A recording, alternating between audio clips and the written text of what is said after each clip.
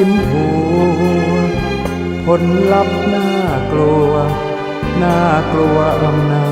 จกรรม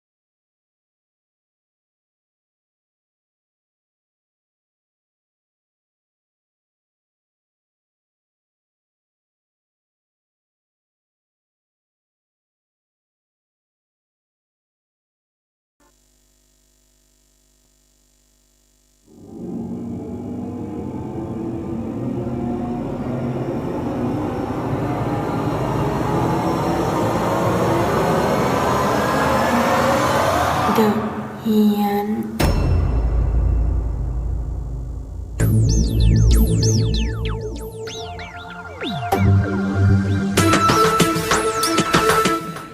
ขอถวายความนอบน้อมแด่องค์สมเด็จพระสัมมาสัมพุทธเจ้าพร้อมด้วยพระธรรมและพระสงฆ์และสาวกขององค์สมเด็จพระสัมมาสัมพุทธเจ้าแล้วก็ขอถวายความเคารพพระมหาเถรานุเถระเจ้าคณะพระสังฆาธิการทุกรูปทุกองค์แล้วก็ขอเจริญพรส ศรัทธาสาธุชนพุทธบริษัททั้งหลายก็ขอต้อนรับเข้าสู่รายการเดอะเฮียนออกอากาศเป็นประจำทุกค่ำคืนวันจันทร์ถึงวันศุกร์เกี่ยวเนื่องกันนะตั้งแต่5 ทุ่มไปเลิกอีกทีตีหนึ่งอีกวันหนึ่งจัดข้ามวันข้ามคืนนะ ก็2 ชั่วโมงใช่ไหมห้าทุ่มถึงตีหนึ่ง ก็วันนี้ก็พบกันวันศุกร์ที่13นานๆมันจะมีทีนะ ใช่ ศุกร์13 สมัยก่อนจะมีหนังไงศุกร์13ฝันหวานวันไหนวันศุกร์ที่13นี่มันเป็นอะไรที่น่ากลัวนะ เดี๋ยวเราค่อยมาดูกันว่าทำไมต้องศุกร์13นะ อ่า แล้วบางทีเนี่ยเลข13นี่ก็เป็นเลขไม่ดีนะเขาก็กลัวกันบางโรงแรมนี่ไม่มีชั้น13ไม่มีเลข13นะตัดไปเลย ก็วันนี้ก็วันศุกร์ที่13ก็พบกับดีเจพานุกนิกแล้วก็ดีเจคุณป้าละออนะ สรรพนามละออนนี่มีได้ตลอดนะ วันนี้ก็มีข่าวสารบ้านเมืองมากมาย หลายอย่างนะที่กรุงเทพก็วุ่นวายอยู่ในตอนนี้ ใช่ ก็หลายคนก็คงจะติดตามข่าวอยู่นะสำหรับจังหวัดเชียงใหม่ของเราก็มีการปิดสถานที่เสี่ยง14 วัน หลายที่หลายทาง ใช่ อันนี้เขาก็จะมีที่หย่อนบ้านผาพึ่งหมู่8บ้านดอยคำนะคะหย่อนบ้านท้องฝายหมู่ที่2บ้านท่าขามใต้นะคะ แล้วก็ร้านโกข้าวมันไก่สาขาฮอด ร้านน้ำหวานหน้าร้านโกข้าวมันไก่นะคะ บ้านท่าข้ามใต้หมู่ที่2ตำบลหางดงอำเภอฮอดนะก็ให้ทุกคนเนี่ยคือกักตัว14 วันก็คือปิดหมู่บ้านเลยตั้งแต่วันที่13ถึงวันที่26นะถ้าใครฝ่าฝืนโดนปรับ 20,000 บาทเดี๋ยวนี้ถ้าใครไม่กักตัวไม่ได้นะโดนปรับนะ มันก็สมควรนะที่จริงมันก็ปรับมานานแล้วแหละแต่ตอนนี้มันจะต้องเข้มข้น ใช่ ยิ่งต้องเข้มข้นอย่างโรงพยาบาลสงฆ์แห่งโรงพยาบาลมหาราชนครเชียงใหม่ก็ให้การดูแลรักษาสามเณรที่มีอาการแพ้การฉีดวัคซีนจนหายเป็นปกติแล้วนะก็หลังจากที่มีกรณีที่มีผู้โพสต์ในทวิตเตอร์อ้างถึงสามเณรวัดเจดีย์หลวงจังหวัดเชียงใหม่ได้รับผลกระทบจากการฉีดวัคซีนแอสตราเซเนกามีอาการรุนแรงและยังไม่มีหน่วยงานภาครัฐใดๆมาช่วยเหลือเลยเนี่ยทางโรงพยาบาลสงฆ์ก็รีบเข้าไปตรวจสอบข้อเท็จจริงดังกล่าวก็พบกับสามเณรน้องแชมป์สามเณรน้องแชมป์นามสมมุตินะไม่ใช่ชื่อจริงได้รับการฉีดวัคซีนแอสตราเซเนกาเป็นเข็มที่2เมื่อวันที่5 สิงหาคมในช่วงเช้าก็คงจะไปรุ่นเดียวกับวัดเราเนี่ยนะใช่ โดยก่อนหน้านี้ก็ได้ฉีดเข็มแรกเป็นซีโนแวคเข็ม2ก็เป็นเอสตราซึ่งเขาก็ฉีดอย่างเงี้ยเนาะตามนโยบายการฉีดวัคซีนสูตรไข้ก็คือฉีดเซเนกาไม่ใช่ฉีดวัคซีนโนแวคแล้วก็ไปบูสต์ด้วยเอสตราเซเนกาปกติแล้วการได้รับวัคซีนไม่ว่าจะเป็นวัคซีนใดๆมีโอกาสแพ้อยู่แล้วนะบางคนก็แพ้น้อยบางคนก็แพ้มากแค่นั้นเองบางคนก็รับวันข้ามบางคนก็กินเยอะขึ้นเหมือนคุณเลียวเนี่ยเขาบอกเขากินเยอะขึ้นปกติก็กินเยอะอยู่นะไม่ใช่ เขาบอกเขาแพ้วัคซีนเนี่ยมันก็อยู่ที่ว่าโอกาสแพ้มากแพ้น้อยสามเณรน้องแชมป์นี่ก็หลังจากฉีดวัคซีนไปวันที่5นะพอถึงวันที่7 สิงหาช่วงเช้าก็ไม่มีอาการอะไรครบ48 ชั่วโมงของการสังเกตอาการนะเขาก็ดูแค่เนี้ย48 ชั่วโมงหลังฉีดจนช่วงเย็นวันที่7 สิงหาพื้นขึ้นดักกับนี้พื้นขึ้นเขาก็ดูแลตัวเองนะเพราะว่าพระเนรเนี่ยส่วนมากก็จะดูแลตัวเองเป็นอยู่แล้วจนวันที่9มีอาการคันและกับพื้นทั่วตัวเลยแต่ไม่มีไข้นะก็เลยเดินทางมาที่โรงพยาบาลสงฆ์ที่โรงพยาบาลมหาราชนครเชียงใหม่แพทย์ก็ได้ให้การรักษาด้วยการฉีดยาแก้แพ้และก็กินยานะ แล้วก็นัดดูอาการอีกครั้งหนึ่งว่าเน้นถ้าเน้นมาดีขึ้นเนาะเน้นก็มาเนอะนะจนวันนี้วันที่13 สิงหาเนี่ยตัวแทนจากมูลนิธิสงฆ์อาพาธก็ได้เดินทางไปเยี่ยมสามเณรน้องแชมป์นี่ที่วัดเจดีย์หลวงก็พบว่าสามเณรแชมป์หายแล้วเอาก็เขาหายเขาก็เลยไม่ไปไงใช่ไหมล่ะแล้วถ้าเน้นมาหายเน้นกับปิ๊กมาเนอะหายก็บอกปิ๊กไงก็ไปปิ๊กก็ถูกแล้วไงทีนี้ก็มีตัวแทนจากมูลที่สงฆ์ไงก็ไปดูว่าเป็นไงบ้างหายแล้วไม่พบผื่นไม่พบคันอะไรใดๆทั้งสิ้นอาการแพ้ครั้งนี้ก็เป็นอาการแพ้ในลักษณะเป็นผื่นตามร่างกายไม่มีหายใจหอบไม่มีตัวบวมไม่มีความดันเลือดตามอะไรอย่างใดเป็นแค่ผื่นแพ้ผื่นอย่างเดียวก็สามารถรักษาให้หายได้อาการแพ้วัคซีนนี่เกิดขึ้นได้ทุกรูปแหละเนาะแต่เมื่อเกิดขึ้นแล้วเนี่ยพระสงฆ์ที่อาพาธทุกรูปขอให้โรงพยาบาลสงฆ์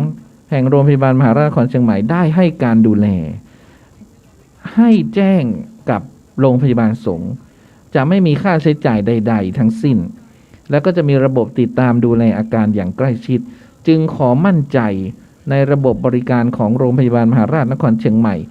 ซึ่งดูแลดุจญาติมิตรนี่ด้วยมาตรฐานระบบสากล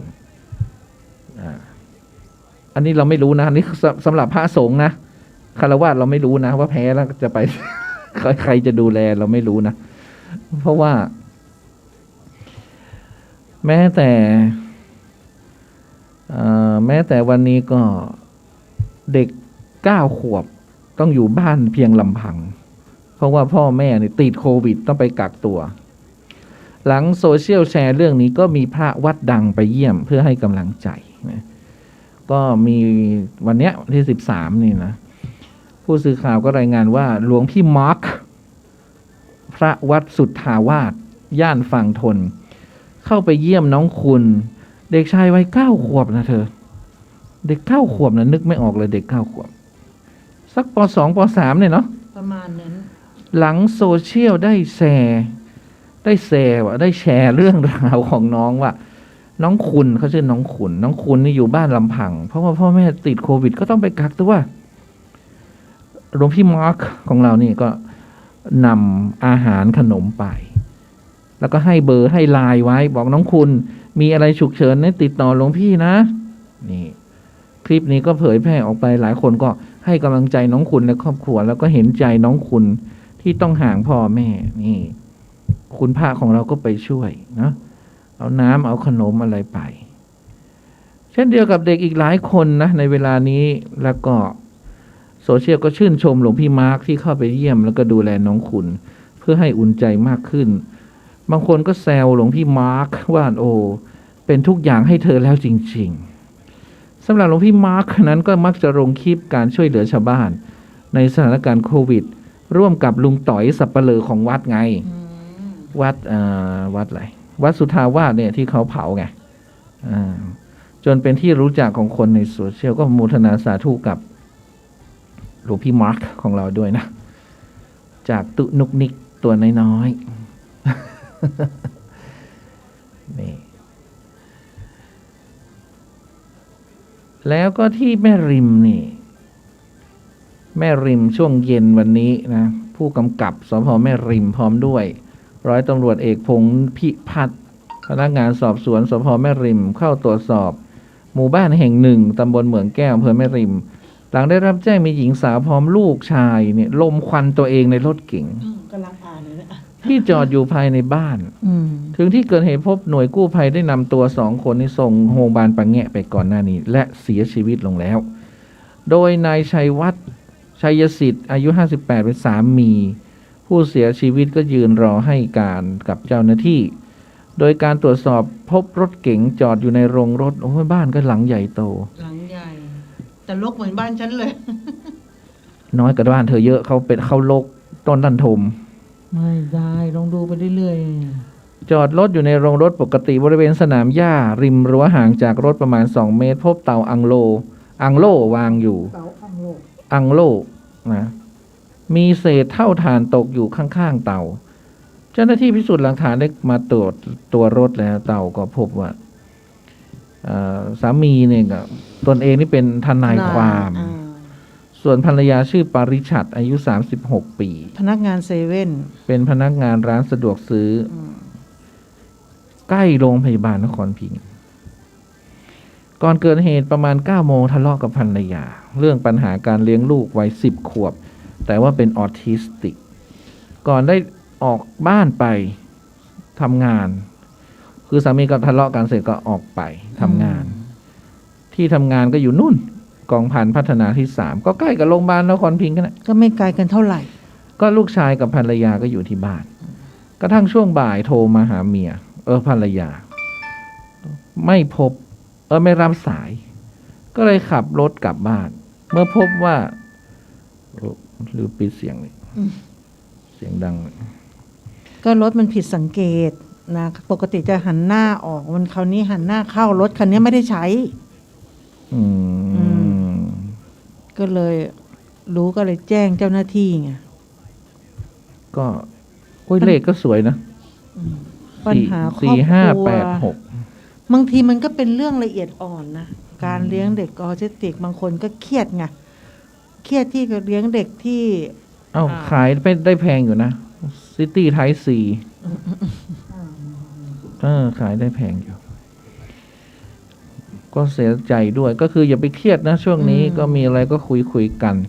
เพราะว่าช่วงนี้มันเป็นช่วงหัวเลี้ยวหัวต่อ ใช่ เดี๋ยว22 สิงหานี่ก็จะเป็นวันนรกแตกนรกเปิดเลยก็ไม่รู้เนี่ย วันศาสตร์จีนด้วยมั้งอะไรต่างๆเนาะก็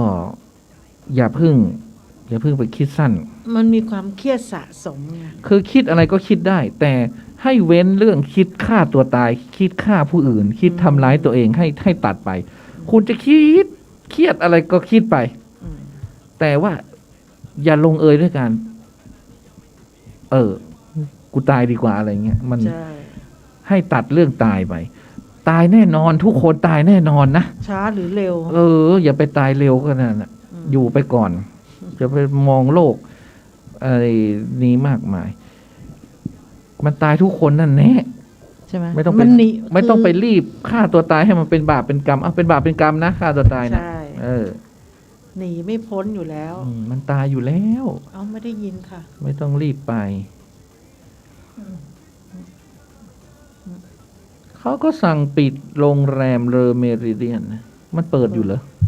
และร้าน สั่งปิดไปแล้ว อินเตอร์เฟบิกหลังพบการระบาดเป็นกลุ่มก้อน ก็ให้กักตัวเป็นเวลา14 วัน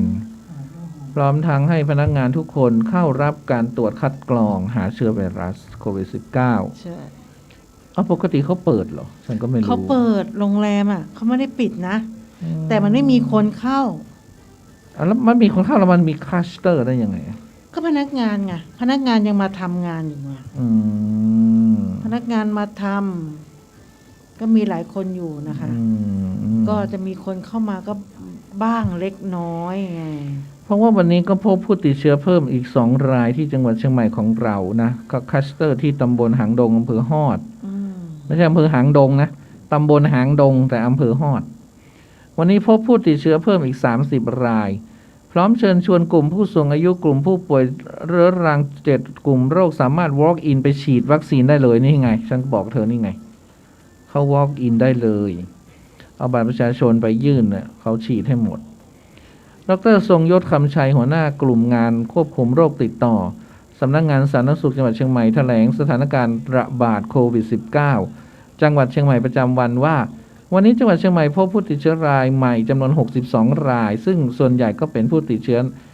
จังหวัดจากคลัสเตอร์อำเภอฮอดสำหรับผู้ติดเชื้อเพิ่ม2 รายวันนี้ก็ทำให้ยอดผู้เสียชีวิตสะสมอยู่ที่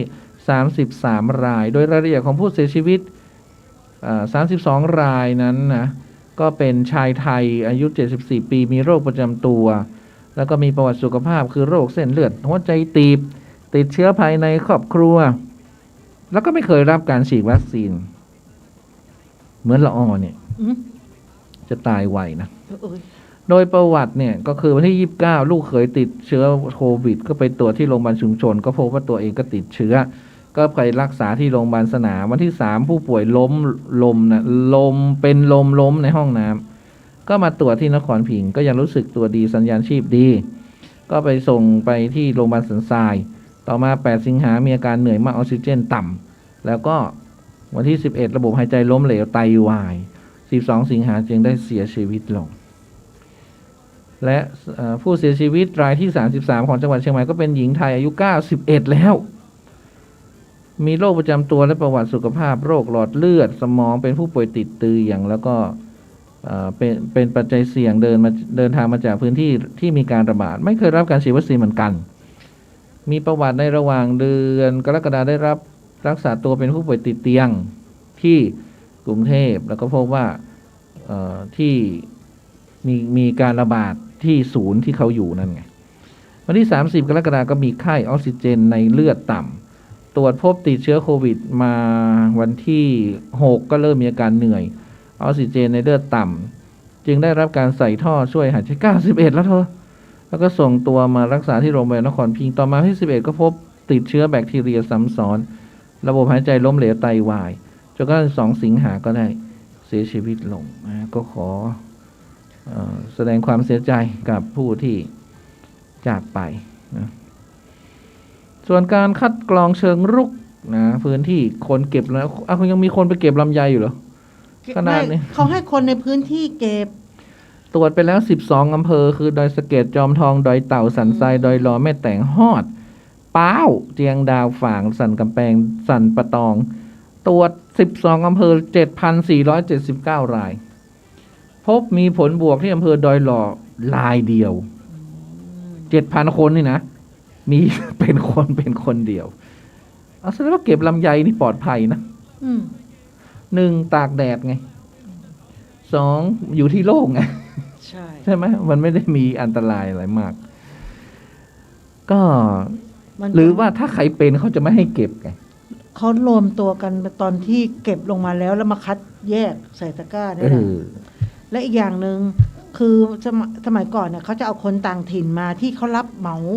โดยเฉพาะกับการขึ้นลำไยมาแต่ปีนี้ไปแต่ละที่เนาะใช่ปีนี้เขาไม่เอาคนต่างถิ่นเลยเอาแต่เฉพาะคนในพื้นที่เก็บลำไยเมื่อก่อนนี่เขาจะมีไงมีพวกสายเดินเก็บเขาเรียกว่าเก็บของขายเก็บลำไยขายอย่างเงี้ยก็คือที่เสียชีวิต2รายเพิ่มนี่ก็เป็นชายไทย74ปีกับหญิงไทย91ปีวัคซีนก็ฉีดไปแล้วนะ 419,150 โดสแอสตราเซเนกาเข็มที่ 1 12,630 โดสแอสตราเซเนกาเข็ม 22,038 โดสซิโนแวคเข็ม1เนี่ย 212,223 โดสซิโนแวคเข็ม284,359 โดสและมีผู้ฉีดวัคซีนไปแล้วซึ่งไม่มีละอองเนี่ย 312,853 คนแล้วตุก็ไม่ได้ฉีดนะวัดเขาฉีดกันหมดทุกคนเลยยกเว้นตุเนี่ยเป็น26%ของประชากรเป้าหมายที่จะเกิดภูมิคุ้มกันหมู่มีหลายคนไม่ฉีดนะมีพระหลายรูปท่านรอท่านบอกท่านรออะไรที่มันดีกว่านี้ท่านรอใช่ไหมท่านรอนะไปอุโบสถล่าสุดเนี่ยแต่ว่ามันซืนเนี่ยหลวงพ่อวัดป่าแดงเนาะเจ้าคณะตำบลท่านก็ถามท่านก็แนะนำว่าฉีดดีกว่าเพราะว่ามีหลายญาติโยมหลายคนเป็นกังวลฉีดดีไม่ฉีดดีพอไปฉีดปุ๊บสบายใจไปไหนแล้วมันเหมือนมีแกล้วกล้าขึ้นองอาจถ้าคนไม่ได้ฉีดนี่ไปไหนตัวงอมาค่อยสง่างามแต่ถ้าใครฉีดแล้วมันสง่างามไปไหนไปได้นั่นแหละไอ้สง่างามอะติดง่ายเข้าไปอีกไม่ใช่ว่าฉีดไปแล้วมันไม่ทำให้ติดที่ไหนมันมั่นใจฉีดเอาแต่ว่าความมั่นใจก็ไปได้นะที่ walk in ได้เลยนะที่วันเสาร์ที่14เนี่ยวันพรุ่งนี้จะฉีดที่อุทยานหลวงราชพฤกษ์ห้างสรรพสินค้าโพรเมดาด้าห้างสรรพสินค้าเซ็นทรัลเฟสติวัลศูนย์ประชุมและแสดงสินค้านานาชาติและหน่วยฉีดโรงพยาบาลประจำอำเภอทุกแห่งส่วนวันจันทร์ที่16สิงหาคมจะเปิดให้ฉีดอีกที่หอประชุมมหาลัยเชียงใหม่ที่เดียวโดยเปิดให้ walk in ตั้งแต่ 10:30 นถึงบ่าย 3 เท่านั้น ส่วนประชาชนที่มีอายุ18ถึง59ปีฉัน18แล้วเนาะฉันก็ไปได้ ให้จองคิวอ่ะ18ถึง59ให้จองคิวที่กำแพงเวียง และรอ SMS ฉันก็จองที่ เธอ60เธอ walk in ได้นะ ยังไม่ถึง จองที่กำแพงเวียงแล้วรอ SMS ทั้งนี้ ทั้งนี้เพื่อป้องกันการแออัด เพราะว่าเขาจะเรียงคิวก่อน เรียงคิวให้มันดีก่อน 60ก็ดีจะได้เงินคนเท่า จริงนะ อยู่ดีๆเราก็ได้เงินคนเท่านะ 600ใช่ไหม 600ไปนั่งกินนอนกินสบาย โอ้โห600 รวย จะ เลย กิน โอ้โหอยู่ได้เลยใช่ไหม อยู่ได้เลย ทั้งเดือนใจ600 ก็วันละ15 บาทสิมาม่า3 ซองไง ผู้ที่เข้าใช้บริการร้านโกข้าวมันไก่อำเภอฮอด และร้านน้ำหวานข้างร้านโกนะก็อยู่ด้วยกันนั่นแหละอำเภอหางตำบลหางดงอำเภอฮอด ระหว่างวันที่31ถึง12สิงหาคมขอให้สังเกตอาการตัวเองนะจ๊ะ ก็20,000น่ะถ้า หา ไม่ ก กั พ ก บอาการผิดปกติให้ไปพบแพทย์ หรือใครขี้ค้านรอก็ไปตรวจได้เลย ที่โรงพยาบาลทุกแห่งพร้อมทั้งสังเกตการณ์นะ นับจากวันที่สัมผัสเสี่ยงวันสุดท้ายนะ31ก็นับใครไปกินวันที่31ก็นับ31ใครไปกินวันที่1ก็นับวันที่1ไปเนาะแล้วก็โรงแรมแห่งหนึ่งที่ตำบลช้างม้อยก็ทั้งแผนกครัวแผนกทำความสะอาดแผนกต้อนรับรปภ โดนหมด สัมผัสคนในครอบครัว แล้วก็ผู้ที่เข้าใช้บริการโรงแรมเลอเมริเดียนช้างคลานนะก็ขอให้ตั้งแต่วันที่2ถึง11สิงหาคมก็ให้สังเกตตัวเองเหมือนกัน ไปตรวจเหมือนกันพบอาการผิดปกติก็ไปพบแพทย์เหมือนกัน ร้านตัดผมคิวทองหนองหอยใกล้วัดเสาหินโอ้ยคุ้นๆก็วันที่7ถึง9สิงหาคมก็ให้ไปตรวจหาเชื้อนะ แล้วที่โรงพยาบาลทุกแห่งสังเกตตัวเองด้วย14วัน แล้วก็ร้านน้ำเต้าหู้ตอนเช้าร้านข้าวมันไก่ตอนเย็นติดกับร้านตัดผมมันนะวันที่6ถึง10สิงหาคม อันนี้มันทั่วหมดแล้วนะเธอ คนก็ยังฉันก็เห็นคนก็ยังหลั่นล้าชิวๆกันอยู่ไม่เห็น กลัวอะไรกันเลยเขาก็บอกว่าโดนก็โดนเนี่ย แต่ก็ขออภัยนะถ้าว่า ต้องอ่านชื่อร้านของท่านเนาะกิจการของท่านอันนี้ก็เราจะได้ช่วยกันเตือนเนาะไม่ได้ว่ามีเจตนาว่าอ่านแล้วเขาจะได้เกิดเดือดร้อนอะไรไม่ใช่อย่างนั้นเนาะก็อยากให้ว่าคนได้รู้ว่าต้องดูแลตัวเองไงตอนนี้ต้องช่วยกันนั่นแหละต้องช่วยกันมากๆทีเดียวก็อย่างที่มีข่าวว่ามีเด็ก11 ขวบนะเขาบอกเขาไม่มีข้าวกินเขาไปโพสต์ขอเงินขอข้าวกล่องให้พ่อตาบอดกินมาทางความหิวก็สร้างความสงสารให้ผู้พบเห็นก็มีคนแห่เอาข้าวของบอเงินทองอะไรไปบริจาคให้เด็กน้อยคนนี้เยอะแยะเต็มไปหมดเลยเหตุก็เกิดที่หนองปลือชลบุรีนะก็มีตำรวจเขาก็เอาหลังคากระเบื้องไปมอบให้นะนางวันสุนาอายุ50 ปี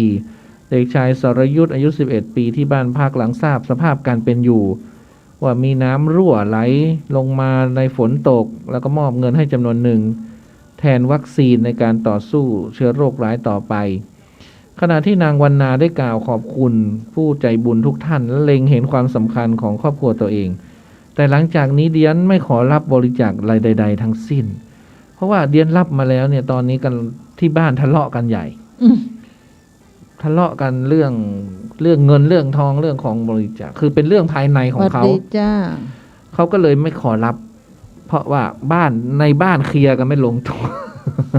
เลยบอกขอยุติค่ะขอยุติรับบริจาคเพียงแค่นี้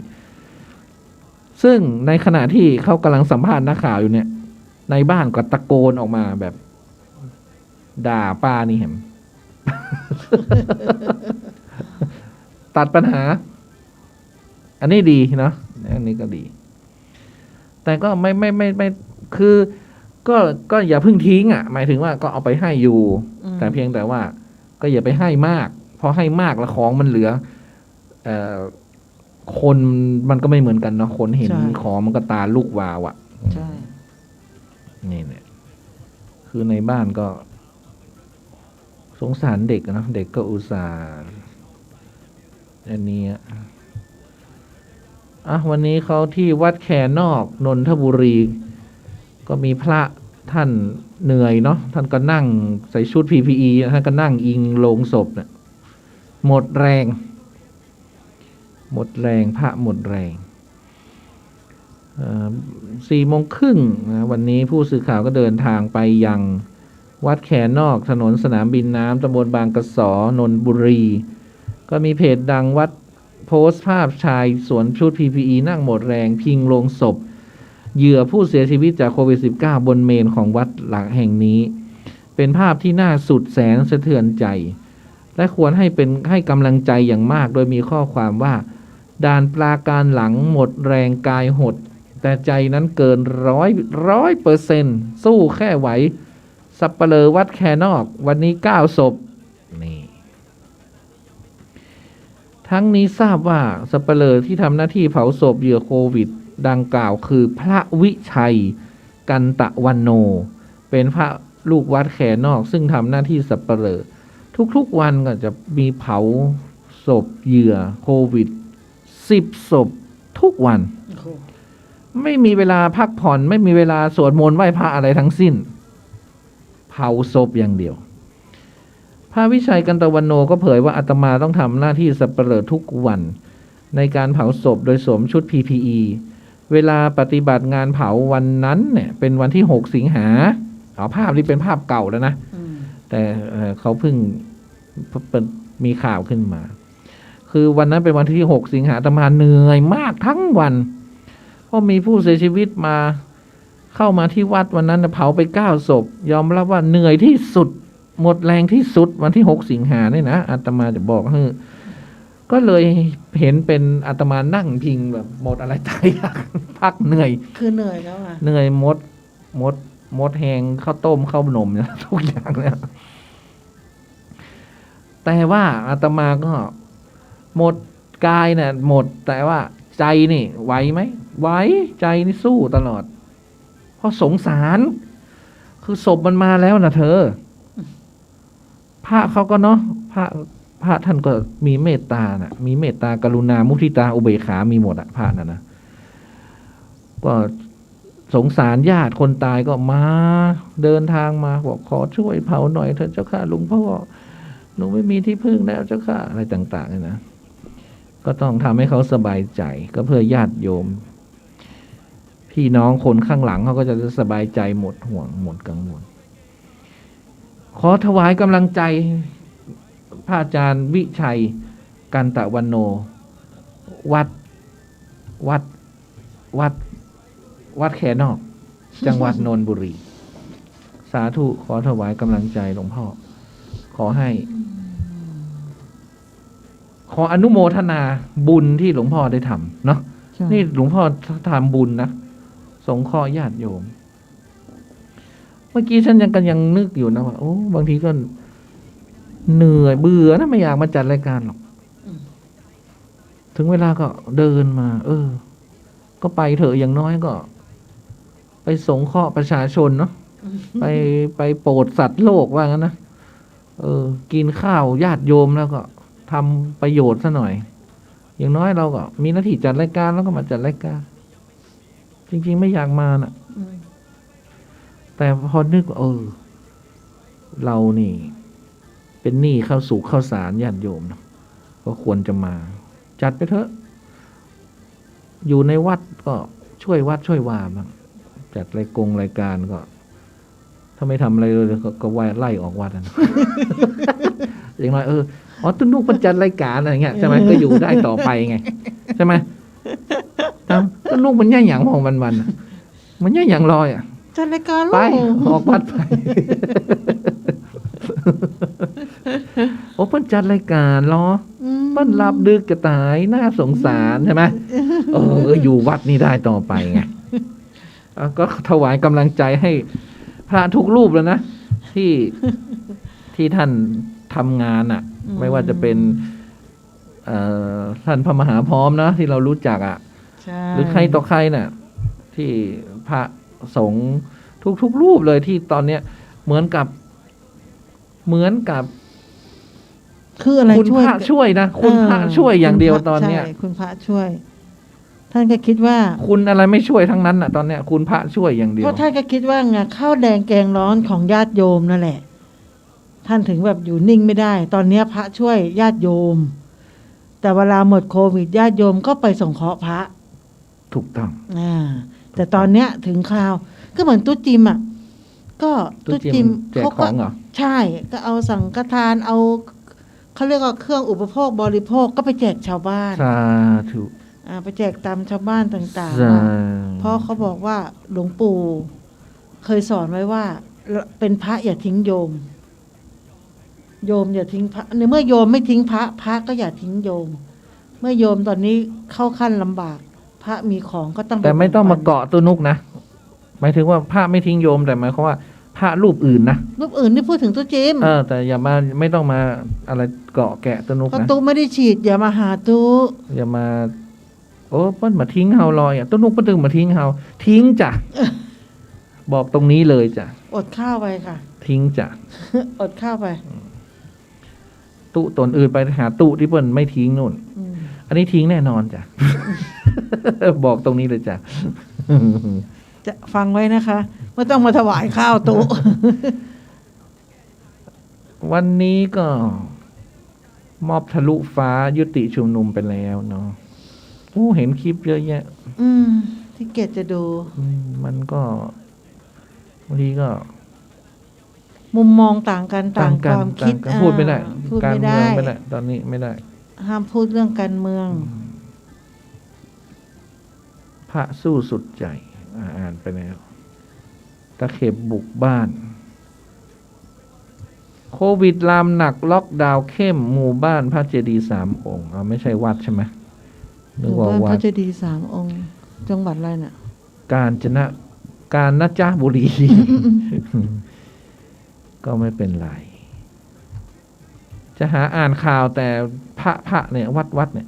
ได้ยินว่าวัดดงแขติดโควิดนะ วัดดงแขเราเนี่ย ต้องแขอยู่ไหน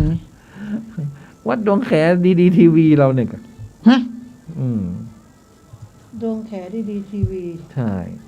ประชาชนร้องพระวัดดงแขติดโควิด11 รูป แต่ยังเดินบิณฑบาตวันคลัสเตอร์ใหม่นี่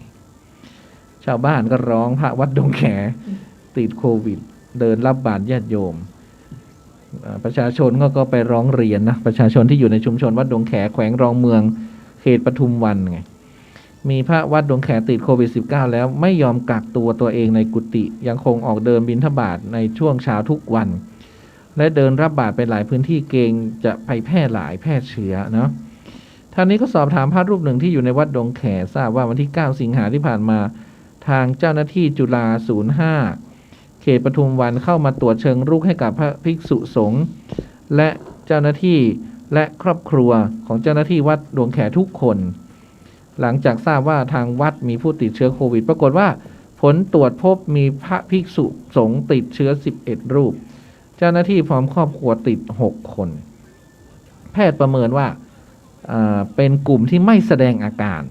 เพราะฉะนั้นก็ไม่ต้องไปรักษาก็คือกักตัวเองแล้วก็กินยาตามอาการแต่ภาพบางรูปนี่ไม่รับผิดชอบต่อสังคมนะมาปฏิบัติตามเพื่อนเฮาอยู่ในกักกุฏิยังออกบิณฑบาตสร้างความหวาดกลัวให้กับญาติโยมต้องถามท่านว่าท่านอาจจะไม่มีอะไรฉันก็ได้ใช่ไหม ไม่ต้องห่วงฉัน ท่านอาจจะไม่มีอะไรฉันท่านก็ออกมาบิณฑบาตไงคืออาจจะไม่มีใครส่งข้าวส่งน้ำนะมันก็ต้องดูด้วย ท่านก็ต้องออกมา ท่านต้องช่วยเหลือตัวเอง หรือบางใช่หรือบางรูปเนี่ย ท่านยังไงท่านอธิษฐานบิณฑบาตตลอดชีวิตอย่างเงี้ยเราจะให้ท่านหยุดอย่างเงี้ยมันก็ไม่ได้ไง ทีนี้ก็ต้องให้ท่านบิณฑบาตแต่เฉพาะหน้ากุฏิให้คนน่ะเอาข้าวไปส่งก็เอาไปหย่อนบาตรท่านไง ท่านก็จะได้ ไม่ผิดวาจา ไม่ผิดอะไรของท่านน่ะ อันนี้นี่ตุนุกคิดว่าอย่างนี้นะคิดว่าคงจะเป็นในลักษณะนี้ ก็ต้องเข้าใจท่านด้วยนะไม่ใช่ว่าโอ้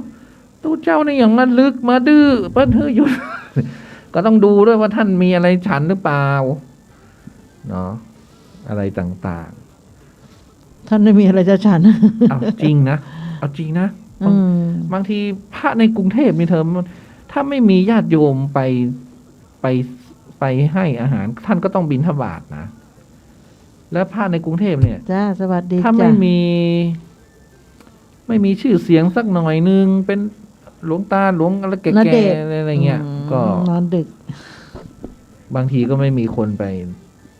ถวายกับข้าวกับป่านะ อืม ก็ต้องเห็นใจท่านอ่ะศุกร์13วันนี้เราเล่าเรื่องหลอนเยอะๆหน่อย วันนี้มันเป็นวันที่ผีออก วันผีออกเหรอ ใช่ แต่ไม่มีใครกลัวผีตอนนี้ ทุกคนไม่มีแรงกลัวผีอ่ะ ก็ยังพูดกันอยู่ว่า จะมาจัดรายการวันเนี้ย ฉันก็ไม่มีผีแล้วนะ ไม่มีผีจะเล่า ผีมันกลัวโควิดหมด มันก็เลยหดหายหมด ใช่ ใช่ไหม ไม่มีอะไรน่ากลัวไปกว่าโควิดอีกแล้ว ใช่ เห็นผียังเฉยๆนะ อุ๊ย ตอนนั้นนะ เห็นผีเฉยๆแต่ไม่ต้องมาให้เห็น คือพูดถึงว่าความน่ากลัวความอะไรสยดสยองอะไรมันไม่ค่อยมี คือความอดอยากเนี่ยมันน่ากลัวกว่าผีนะความอดอยากความไม่มีงานทำความตกงาน ความหลายอย่างตอนเนี้ยที่ตุนุกได้รับการญาติโยมมาเล่าให้ฟังอะไรต่าง ๆ เนี่ย ก็จะเป็นอย่างเงี้ยตกงานตู้อย่างดีตู้ อืม จะไปอย่างดีตู้ ฉันก็เลยบอกว่า ไม่ต้องมาถามฉันจะสึกแล้ว ตัดปัญหาไป ตัดปัญหาไป เราจะไปแก้ปัญหาให้ทุกคนก็ไม่ไหวไง อย่างที่นี้เขาก็มีอาสาสมัครเนี่ยเขาฉีดวัคซีนจุฬาโคบ19เนี่ยนะจุฬา COV 19เขาก็โพสต์รีวิวว่าเขาติดยกบ้านแต่ตัวเองรอดเพราะว่าเขาฉีดจุฬาเนี่ยนะแล้วก็เขาบอกว่ามั่นใจเลยประสิทธิภาพวัคซีนของคนไทยเนี่ย เทียบเท่าไฟเซอร์และโมเดอร์นาเลย เพราะว่าเขาติดทางบ้านแต่เขาไม่ติดนี่ ก็คือคุณสุกิจอายุ26 ปีนะก็มาฉีดมาตรวจด้วยแต่มันเขายังไม่ให้ฉีดทั่วไปใช่ไหม เพราะว่าเขาบอกว่าอาสาสมัครได้รับวัคซีนวิจัยจุฬาโควิด19ครบ2 เข็มเป็นอาสาสมัครเป็นวิจัยอยู่ยังไม่ออกหน่วยงานราชการยังไม่ได้ออกง่ายๆมันหลายขั้นตอน เพราะว่าผลข้างเคียงอย่างละเอียดหลังฉีดวัคซีนจุฬานี่นะทั้ง2 โดสแรกวันที่24 มิถุนายนมีอาการปวดหัวอ่อนเพลียอย่างเห็นได้ชัดต่อเนื่องราว 2-3 วันไม่มีไข้แต่ยังทำงานได้ปกติโดส2 15 กรกฎาคมปวดหัวหนักกว่าโดสแรกหลังฉีด2 ชั่วโมงถึงขั้นนอนสมหลังฉีด6 ชั่วโมงมีไข้ตัวรุมแต่ไข้ไม่สูงปวดหัวตลอดทั้งคืนกว่าจะทุเลาคือวันที่2ซึ่งนอนสมแล้วก็ปวดหัวต่อเนื่องไป 3-4 นี่เอฟเฟกต์นะเขาทดลองอยู่แต่ว่าเขาไม่ติดโควิดเพราะว่าเขาติดกันทั้งบ้านผมเขาติดหมดแต่ทีนี้เขาก็ต้องแก้ไอ้ตรงที่มันปวดหัวเลยเนาะว่ายังไงเขาบอกโอ้ยคนไทยเก่งจะตายไปหมอไทยเก่งใช่อย่าไปดูถูกเขาผลิตได้แล้วก็ผลิตใช้รู้ไปฉีดจุฬานี่ดีแต่เสี่ยงปวดหัวไป3 วันหน่อย ทุกวันนี้ไม่ฉีดกระโปดกระบาลอยู่นะฉีดอาจจะหายกันนะ อ้าวขอเป็นกำลังใจให้ ก็ยายเล็ก วัคซีนคุณหมอ ยายเล็กฉีดซิโนฟาร์มเขาก็บอกว่าแค่เพลีย เอฟเฟกต์เหรอ ๆแค่ มา คือ กิน มัน มา เพลี กิน ย ข้าวนักขึ้นกะ บ่า ปกติแต่เพลีย อืมอ้าวจบข่าวแล้วสิ วันนี้เราไม่มีเรื่องไม่มีแรง ไม่มีเรี่ยวแรง เพราะว่าเธอไม่ฉีดวัคซีนถ้าเธอฉีดวัคซีนเธอจะมีเรี่ยวแรงขึ้นมาเธอจะมีเรี่ยวแรงขึ้นมา พูดเหมือนตุฉีดงั้นอ่ะ ไปฟังเพลงแล้วก็เดี๋ยวกลับมาพบกับ เรื่องหลอนจากคุณนายละออจ้า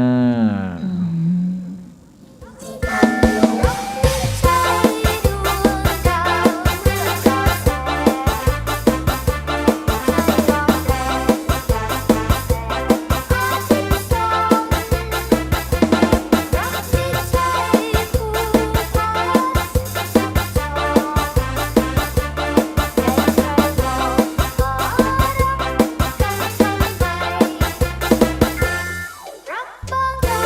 ง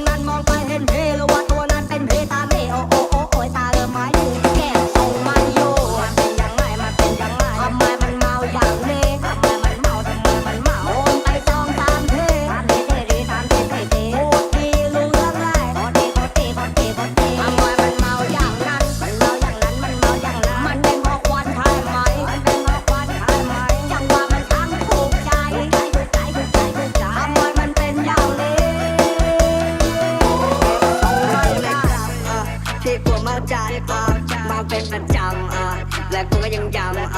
และกูยังเติมเติมอยู่ที่เดิมเดิมเดิมแล้วก็ตรงกูก็เซอยากจะพาเธอไปทะเล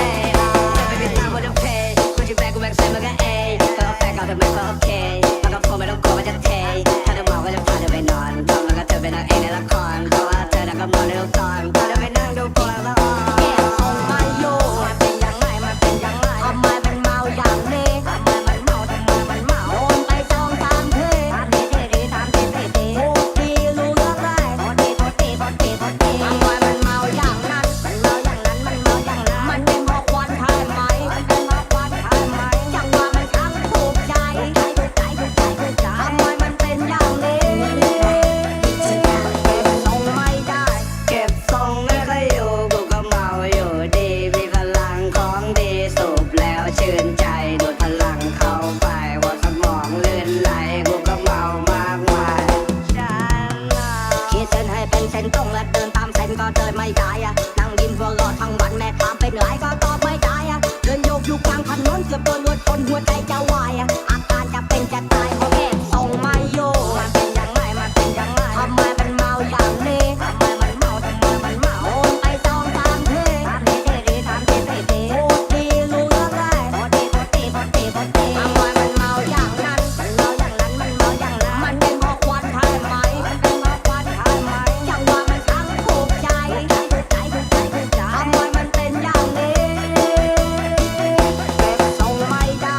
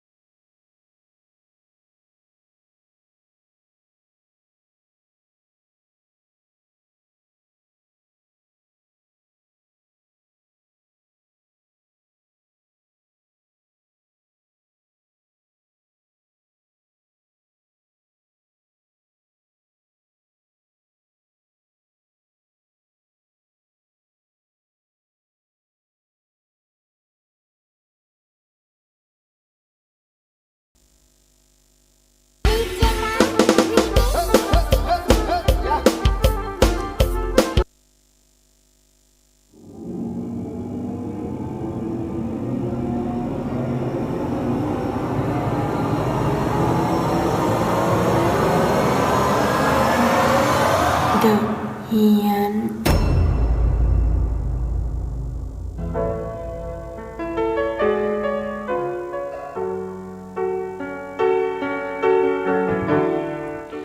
เที่ยงคืน11 นาทีก็กลับเข้าสู่เดือเหียนจะหลังจากที่ไปฟังเพลงกะโหลกกะลาอะไรก็ไม่รู้นะแต่ ไม่ ว่า ว่าเปิ้ล แต่เพลงพวกนี้ก็คือไปได้ยินใน TikTok หลังจากที่เราได้โคลนนิ่งแล้วก็โหลดแอปต่างๆมา มันก็เลยให้มาบอกว่าควรจะโหลด TikTok ด้วยนะเดี๋ยวนี้เขาฮิต TikTok ด้วยอะไรอย่างเงี้ย ใช่ ก็เลยโหลดมาดูเราไม่ต้องสมัครก็ได้ โหลดเลย แล้วก็เราก็จะ มันก็ดูได้ คลิปจะ มัน มี ก็ดู คลิป ได้ มันเพลินนะ เพราะมันสั้นๆดีมันไม่ต้องดูยาว เพราะว่าคนเดี๋ยวนี้มันแป๊บเดียวเอานิ้วดีดแป๊บเดียว ใช่ เอานิ้วดีดแล้วก็ยังคิดว่า เอ๊ะถ้าเราจะทำอย่างเขาบ้างเนี่ย เราจะทำอะไร จะตัดที่เราเคยพูดไว้เหรอเอามาลงเป็นวิดีโอเหรอ อะไรอย่างเงี้ย แล้วเราจะดังเหมือนเขาหรือเปล่า จะมีคนมาติดตามเราไหมวัดคิดสารพัดอะนะ เราไม่ต้องไปคิดอะไรเยอะ อยากดูก็ดูไม่อยากดูก็แล้วไปเราก็ทำไปเรื่อย ก็ไม่รู้จะทำอะไรไง ไม่รู้จะทำอะไรไง อย่างละอ้ออย่างวันนี้คืนนี้อาจจะลุกมาเต้นกับตะแป๊วอย่างเงี้ยมันก็อาจลงแค่10 วิอะไรเองก็ได้ แล้วเขาก็ป้านี่เนี่ยTikTok เนี่ยมันดังมาจากพว ๆ ก กำลังจะอยู่กับพี่แล้วมันลำบากนะ เนี่ยเขากำลัง ไม่มี Louis เข้ามาต้อง Vuitton เนี่ย เข้ามาแต่งเข้ามาเต้นด้วยกันนะมันดังจากไอ้โคเวอร์เสียงเนาะสีตางก่อน พวกสีตางพวกอะไรเนี่ยเอาเสียงมาพูดก่อนไง อืม ส้มหยุดด้วยไม่มีอะไรกั้นอะไร แล้วก็ค่อยๆดังกันขึ้นมาเนาะคนนั้นก็เรียนแบบคนนี้ก็เรียนแบบอย่างเงี้ยหรือบางทีมันก็เป็นคลิปเก่าอ่ะคลิปโบราณนะแต่เอามาลง TikTok หรือเพลง เก่าโบราณหรือเพลงใหม่แล้วก็มีภาพเดี๋ยวนี้เขาจะฮิตมีภาพ2 คนไง คนเก่าร้องแล้วคนนี้ก็ทำ หรือ ต่ อะไรมีอ่านข่าวด้วยเนาะ อ่าน ข่าวมีก็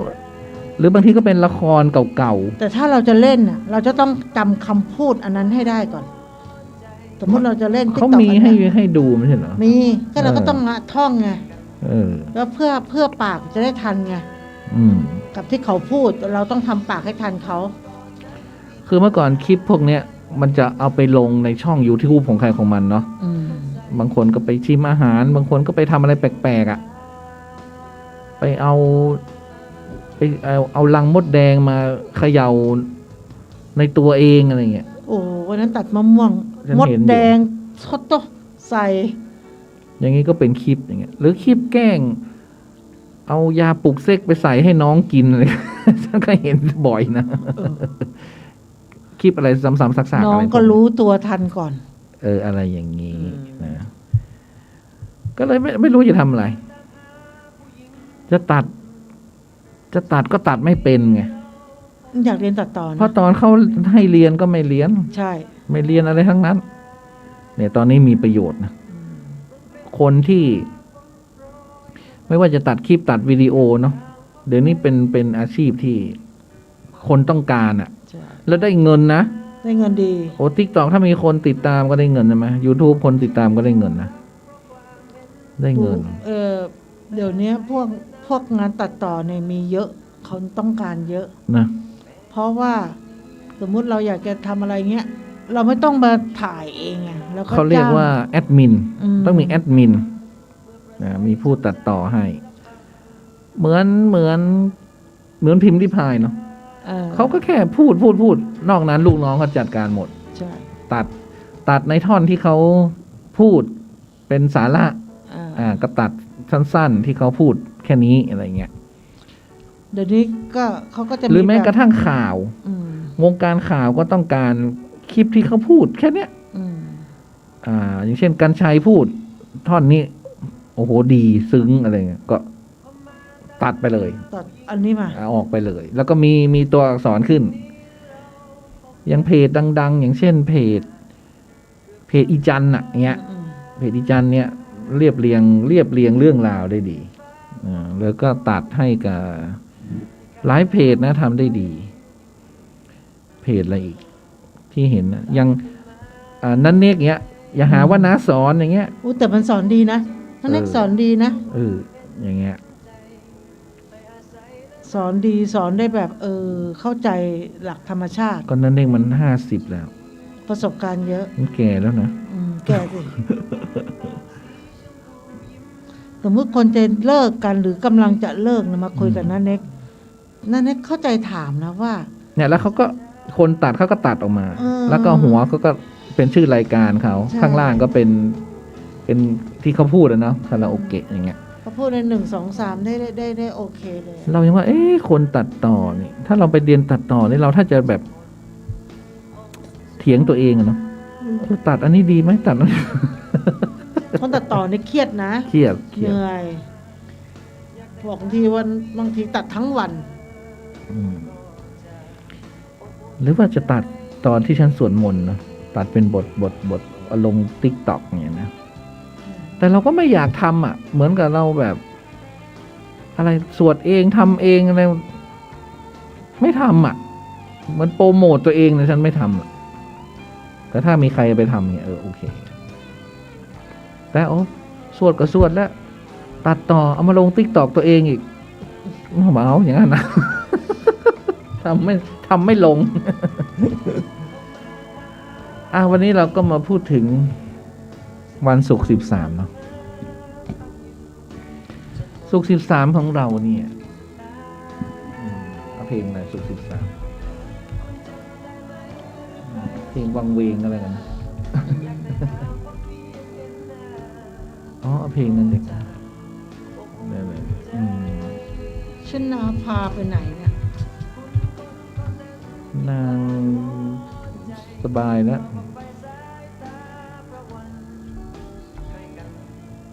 นางนั่งเย็บผ้าแล้วนางไม่นั่งฟัง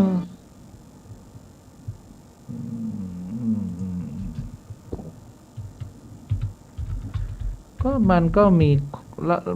มีความเชื่อนะเรื่องของไอ้13เนี่ยนะมันก็มีมาตลอด เชื่อค่ะ เพราะสมัยก่อนเนี่ยมันจะมีอะไรให้เชื่อมากมายไงตุ๊ แล้วหนังสมัยก่อนหนังเรื่องศุกร์13ฝันหวานเนี่ย ดังมาก ดังชนิดที่ว่าเลข13เป็นเลขที่อาถรรพ์เลยล่ะใช่ไหม ทำไมเพลงฉันมันไปไหนนะเนี่ย เพลงมันเหนื่อย เพลงจ๋าจงมาเสียที ตุ๊จะเล่าเรื่องจะเล่าตำนานใช่ไหม ใช่ ของศุกร์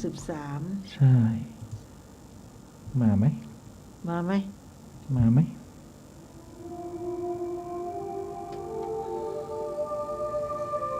เล่าภาษากลเปิดเพลงสากลเลยไททานิกด้วยเหรอ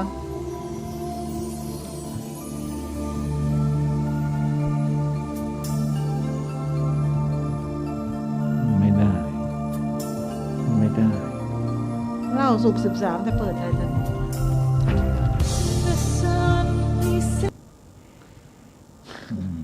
มันคนละเรื่องราว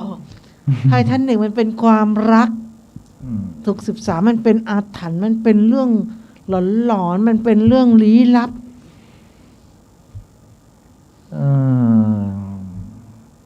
เมื่อวานเพลงนั้นก็เป็นลิขสิทธิ์นะเพลงหนึ่งเดียวคือแม่เนี่ยฉันกลับไปฟังใน YouTube มันดับไปเลย เนาะ มันไม่ให้เปิด มันดับไปเลยดึง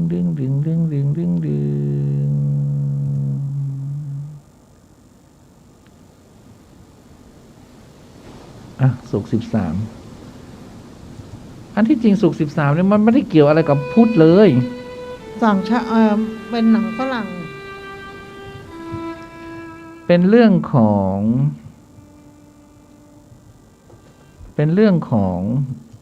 ความเชื่อของศาสนาคริสต์นะเป็นเรื่องของคือคนคริสต์เนี่ยเขาเชื่อว่าเลข13เนี่ยเป็นเลขโชคร้ายนะ แล้วเรื่องราวของศุกร์13เนี่ยก็มาตอกย้ำความโชคร้ายนะมานานหลายศตวรรษละกฎหมายฮัมมูราบีของชาวบาบิลอนในสมัยนั้นเนี่ยก็ไม่แสดงเลข13ดังนั้นความเชื่อเรื่องศุกร์13เนี่ยนะก็เลยเป็นความเชื่อที่โยงไปได้ถึง 1,700 ก่อนคริสต์กาลเลยทีเดียวชาวอียิปต์โบราณเนี่ยถือว่าเลข13เนี่ยเป็นเลขสัญลักษณ์แห่งความตาย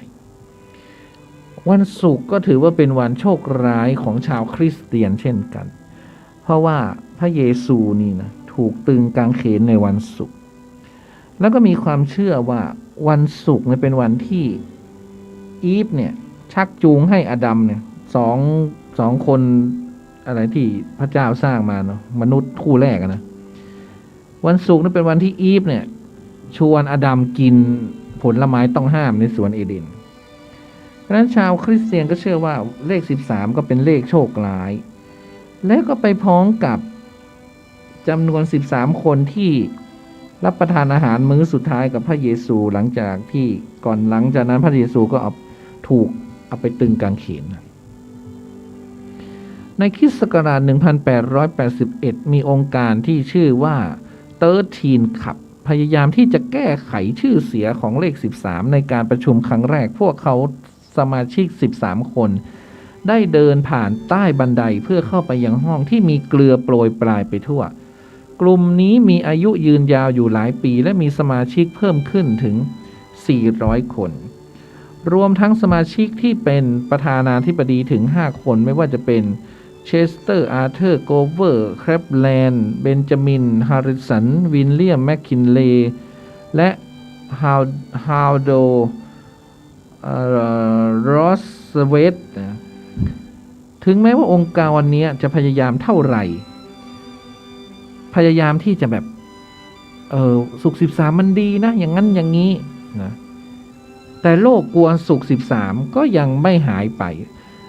เขามีโรคนี้โดยเฉพาะเลยนะโรคทิสกายดีกาโฟเบียเนี่ยโรคกลัวเลข13เนี่ยแล้วก็ตึกสูงส่วนใหญ่ก็ยังไม่มีชั้น13อยู่ดีแล้วเลข13ไปเกี่ยวอะไรกับวันศุกร์เลข13ที่เกี่ยวข้องกับวันศุกร์นั้นเกิดในช่วงศตวรรษที่20ในคริสต์ศักราช 1907 นักค้าหุ้นแห่งบอสตันชื่อโทมัสลอสันได้ตีพิมพ์หนังสือที่ชื่อว่า Friday the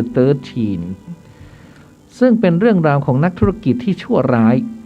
ที่พยายามจะล้มตลาดหุ้นในวันที่โชคร้ายที่สุดของเดือนแล้วก็ต้องขอบคุณการโฆษณาที่ทำให้หนังสือเล่มนั้นขายดีสัปดาห์แรกเขาขายได้ถึง 28,000 เล่มในปี 1916 หนังสือเรื่องนี้ถูกทำเป็นหนังเงียบตลาดหุ้นวอลล์สตรีทยังคงถือวันศุกร์13จนกระทั่งปี 1925 หนังสือพิมพ์นิวยอร์กไทม์บอกไว้ว่าผู้คนจะไม่ซื้อหรือขายหุ้นในวันศุกร์ที่13ไม่รู้วันนี้ตลาดหุ้นเป็นไงเนาะจุดเริ่มต้นความเชื่อของศุกร์13ก็เชื่อมโยงไปถึงความเชื่อที่มีคน13คนนี้ไปร่วมกินข้าวมื้อสุดท้ายกับพระเยซูหรือเราเรียกว่า The Last Supper ก่อนที่พระองค์จะถูกนำไปตึงบนไม้กางเขนในวันศุกร์ประเสริฐ Good Friday ถึงกระนั้นก็ยังไม่มีหลักฐานใดบ่งชี้ว่าประชาชนถือวันศุกร์13เป็นวันโชคร้ายจนมาถึงศตวรรษที่19อย่างไรก็ตามหมายเลข13มีประวัติว่ามีความเกี่ยวข้องกับเรื่องโชคร้ายมายาวนานเนื่องจากตามปฏิทินจันทรสุริยคติแล้วเนี่ยในบางปีต้องมี13เดือนขณะที่ปฏิทินแกรกอเรียนและก็ปฏิทินของศาสนาอิสลามก็จะมี12เดือนเสมอชาวไวกิ้งก็บ้างก็ว่าอาถรรพ์ศุกร์13นี้มาจากตำนานของเทพนอร์นะเทพนอร์นี่อาศัยอยู่ในแถบสแกนดิเนเวียเป็นเรื่องของเทพ12องค์มารวมจัดงานเลี้ยงในห้องโถงเอกีคือห้องโถงเทพแห่งมหาสมุทร แล้วเทพแห่งไฟโลกิซึ่งไม่ได้รับเชิญนี่ก็พังประตูเข้ามาในฐานะแขกคนที่13และให้เทพฮอตหรือเทพแห่งความมืดมิดนี่เพราะว่าตาบอดโยนกิ่งพืชกาฝากใส่บานเดอร์เทพแห่งความสุขแล้วบาเดอร์ก็เสียชีวิตในที่สุดก็คือเกิดความวุ่นวายคือเทพเปิ้นประชุมกันอยู่12 ตนแล้วก็มีเทพแห่งไฟนี่ที่ประตูเข้ามาเป็น13แล้วก็มาสร้างความวุ่นวายให้การประชุมเทพในวันนั้นคือตัวที่วินาศสันตโลหมดตัวที่13เขาก็เลยถือกันสุดๆเลข13ก็ถือเป็นเลขแห่งความโชคร้ายนะใครที่เกี่ยวข้องกับเลขนี้ก็เชื่อว่ามีแต่ความวิบัติว่างั้นนะจนมีศัพท์บัญญัติคนที่กลัวอาถรรพ์สุข13ว่าพาราสกีอ่านว่าไงวะเนี่ย มันเดี๋ยวอ่านว่าหรือจะอ่านผิดไงอ่านว่าอะไรวะตู้เปิดเพลงนี่จะหลับเลย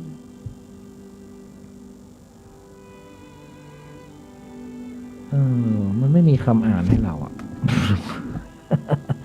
เอาเป็นว่าโลกเนี้ยโลกกลัวสุข13นี่ก็แล้วกันมาจากคำว่าวันศุกร์ก็คือพาราสกีวีและ13ก็คือเด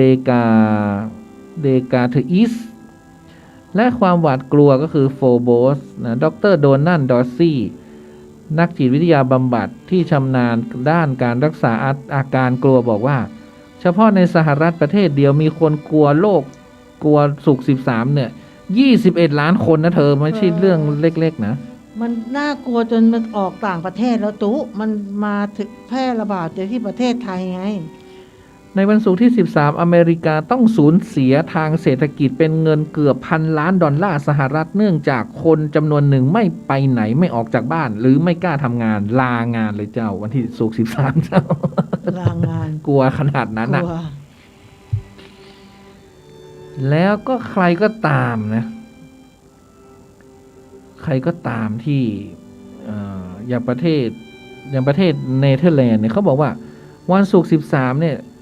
หลังจากที่เขาเก็บสถิติแล้วเขาบอกวันศุกร์13เนี่ยมีอุบัติเหตุมากกว่าวันอื่นๆถึง 52%ความอาถรรพ์ก็ดูแล้วเห็นจะเป็นเรื่องโชคร้ายแต่ยังมีความโชคดีอยู่ว่ามีคนสร้างภาพยนตร์ศุกร์13ฝันหวานหรือ Friday 13เนี่ยนะออกมาสร้างความหวาดกลัวนั้นก็คือออกมากี่ภาคคนก็แห่กันไปดูคือไอ้คนไม่กลัวหรือบางคนอาจจะกลัวแล้วก็ยังไปดูก็มีนะแล้วก็เหตุผลที่วันศุกร์เป็นวันแห่งความโชคร้ายนั่นก็เพราะเชื่อกันว่าพระเยซูถูกตรึงกางเขนเนาะแล้ววันศุกร์ก็ยังเขาบอกว่าบางตำราเขาบอกว่าวันศุกร์นี่เป็นวันประหารนักโทษนะเป็นทิปท็อปเดย์เป็นวันปีศาจชาวประมงส่วนใหญ่ไม่ออกนิยมทะเลวันศุกร์ชาวตะวันตกโบราณก็เขาก็ไม่ตัดเล็บวันศุกร์เพราะแม่มดนี่จะขโมยเล็บเอาไปเสกมันเป็นคำโบราณมันเป็นความเชื่อทั้งนั้นน่ะใช่ขณะที่เมืองไทยก็ไม่น้อยหน้าอย่างเธอว่าหลายโรงแรมหลายตึกไม่มีชั้น13กลัวปุ่มลิฟต์ก็ไม่มีชั้น13ก็มันตึกแล้วไงมันไม่มีหลายอย่างเป็นความอัปมงคลต่างๆแต่ก็มีเรื่องร้ายๆนะที่เขาเก็บสถิติมาก็คือศุกร์13ตุลาคมปี1307พระเจ้าฟิลิปที่4แห่งฝรั่งเศสจับกุมตัวบรรดาอัศวินแทมพลาร์หลายร้อยคนไปทรมานแล้วสังหารศุกร์ที่13ปี1869เกิดวิกฤตเศรษฐกิจครั้งใหญ่ในอเมริกาศุกร์13ปี1929ตลาดหุ้นอเมริกาถล่มศุกร์13ปี1939เกิดไฟไหม้ครั้งใหญ่ในออสเตรเลียศุกร์13ปี1945เกิดสงครามทางอากาศ ในนอร์เวย์ศุกร์13 ปี 1970 เกิดภัยพิบัติทางธรรมชาติ พายุกระหน่ำมาประเทศบังกลาเทศมีคนตายศุกร์13 1978 เกิดการสังหารหมู่ในอิหร่าน13 ศพศุกร์13 1982 อาร์เจนตินายกกองกำลังยึดเกาะฟอกแลนด์เป็นอาณานิคมของอังกฤษศุกร์13 ปี 1989 บริษัทคอมพิวเตอร์ IBM เสียหายอย่างหนักเพราะโดนไวรัสคอมพิวเตอร์ศุกร์13 ตุลาคม ปี 2006 พายุหิมะชื่อแอฟเฟตพัดถล่มเมืองบัฟฟาโลรัฐนิวยอร์กศุกร์13 ปี 2007 เกิดทอร์นาโดหลายลูกพร้อมกันในทางเหนือของเท็กซัสศุกร์13 ปี 2021 เกิดประท้วงที่ดินแดง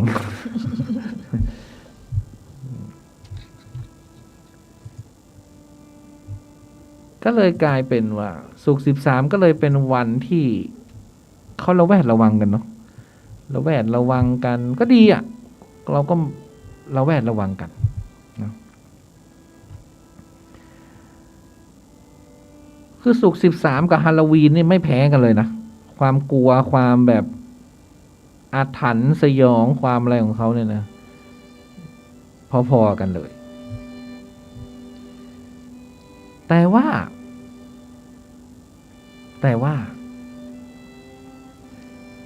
เลข13ในเลขศาสตร์นี่เป็นไง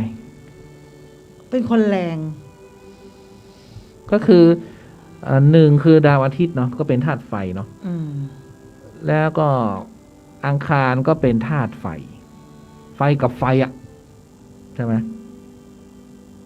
เป็นคนแรงก็คือใจร้อนใช่ไหม13ทำอะไรไม่ค่อยยั้งคิดไม่ค่อยระวังเขาเรียกว่าทะลุอะไรเขาเรียกว่าดุเป็นคนดุเป็นคนมุทะลุไม่ฟังใครไม่สนใครอยากทำอะไรก็ทำไม่ทำก็ไม่ทำอะไรทำนองเนี้ยลองดูใครมีเป็นคนดื้อๆหน่อยใครมีเลข3113ในเบอร์เป็นอย่างนี้หรือเปล่าใช่เขาจะออกดื้อๆหน่อยอย่างนี้เป็นต้น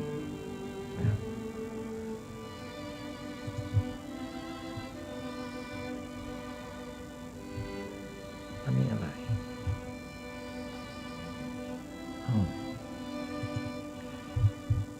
เพราะนั้นถ้ามีอะไรที่เกี่ยวกับอาถรรพ์อะไรเงี้ยเขาก็มักจะให้มันมีสัก13อย่างเช่น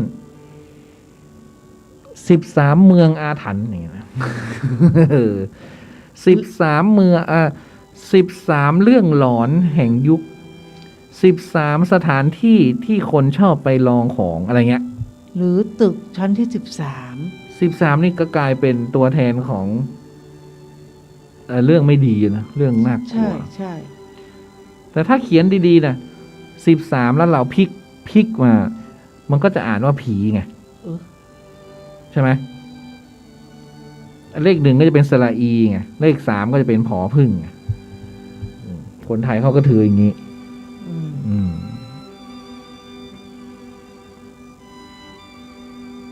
เพราะฉะนั้น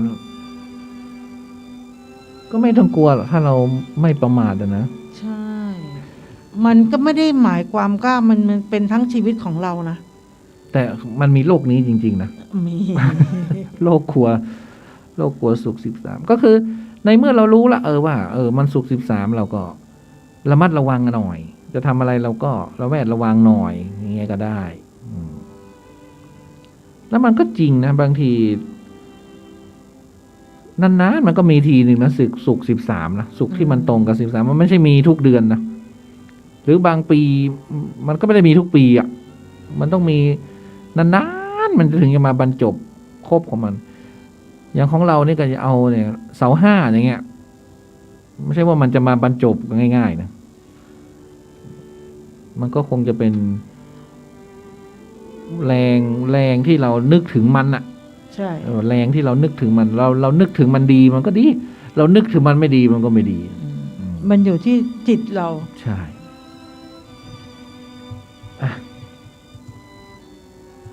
เพราะฉะนั้นแล้ว ต่อไปก็เป็นเรื่อง ฉันกลัวแล้วฉันไม่เล่าละฉันจะเจออาถรรพ์ต้องให้ละออเล่าต่อ บันไดตู้มี13 ชั้นเหรอ13 ขั้นเหรอลงไป นับ โอ้ มั้ง เกินจ้ะเกินจ้ะเกินเลยจ้ะ13นี่ยังไม่ถึงนะจ้ะสูงมาก ขึ้นลงทุกวันไม่เห็นผอมเลย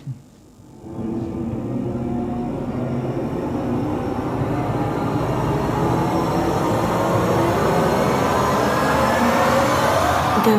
เฮียน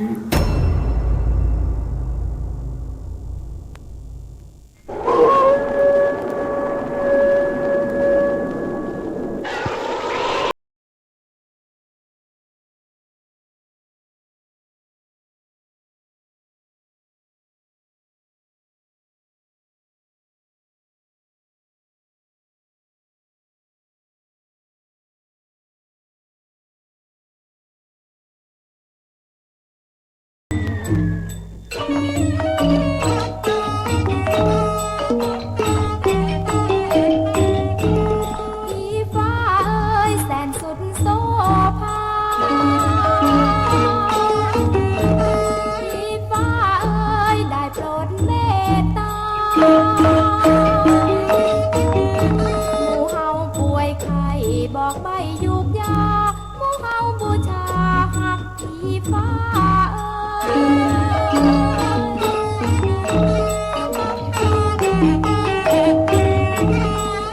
ฟ้าเอ้ยให้ฝนให้ฟ้าผีฟ้าเอ้ยให้ผักให้ปลาให้ป่าให้ไม้ให้ข้าวในนาหมู่เฮาทั่วหน้าอยู่เป็นสุข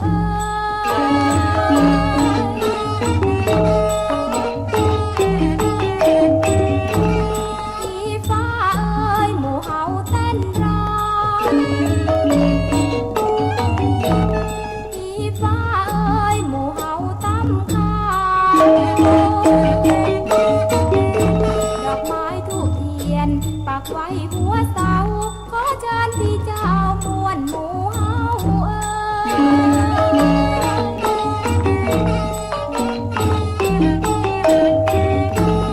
ผีฟ้าเอ้ยสุราอาหารผีฟ้าเอ้ยของเปรี้ยวของหวานถ้าผ่อนเงินทองเอากองใส่พานเพื่อบรรณาการแก่ผีฟ้าเอ้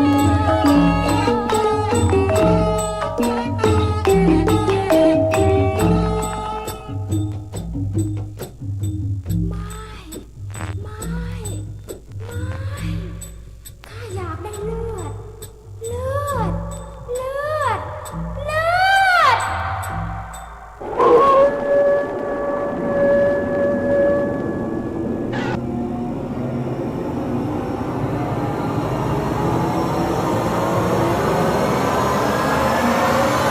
The เฮียน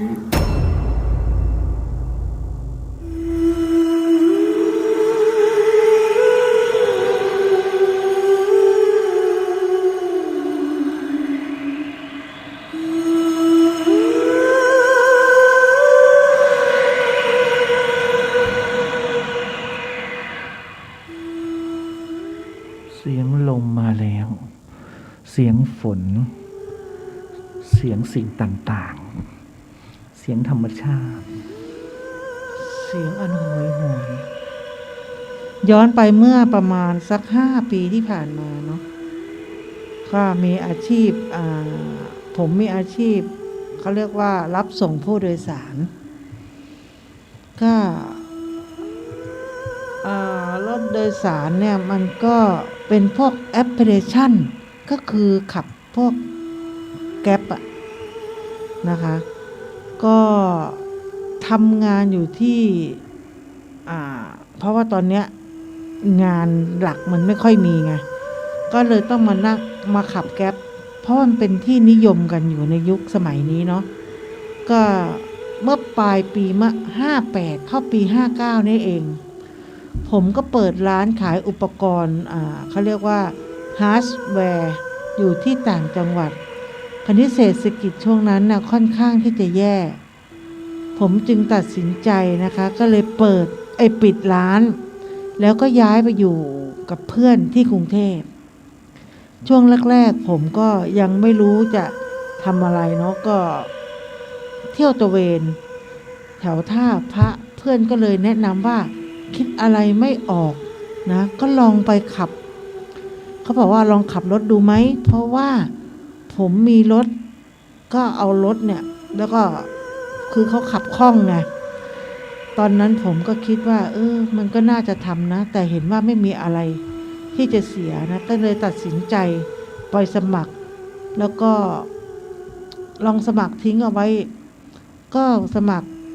รอเวลาสัก2 เดือนมั้งก็เลยยังไม่ได้นะคะก็จนเวลาผ่านไปผมก็เริ่มปรับตัวอยู่ในเมืองเนี่ยได้แล้วก็เริ่มที่จะศึกษาเส้นทางนะแล้วก็ลองขับดูหลังจากที่ลองขับดูนะมันรู้สึกว่ามันสนุกกับการที่ได้รู้จักผู้โดยสารกับคนทั่วๆไปได้เขาเรียกว่าได้เพิ่มมากขึ้นแล้วก็มีทัศนคติเอามาแลกเปลี่ยนกันและด้วยความที่ผมเนี่ยเป็นคนที่อัธยาศัยดีนะคะชอบคุยกับคนทั่วไปเนี่ยถามไถ่เรื่องอาชีพการงานนู่นนี่นั่นในยุคสมัยนี้มันเปลี่ยนไปเร็วนะคะก็มีความสุขนะคะก็ค่อนข้างที่จะเป็นอาชีพที่ใหม่แล้วก็คนก็เริ่ม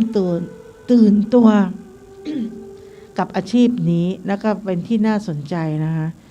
จนกระทั่งวันหนึ่งผมก็มีโอกาสได้รับผู้โดยสารคนหนึ่งนะคะเป็นสามีภรรยาคู่หนึ่งแกชื่อพี่เอเนี่ยชื่อสามีนะคะแล้วก็พี่บีเนี่ยเป็นภรรยา A กับ B เนี่ยวันนั้นแอปพลิเคชันผมมันก็ดังขึ้นมาแล้วก็เตือนอยู่แถวแจ้งวัฒนะและผมก็เลยไปรับ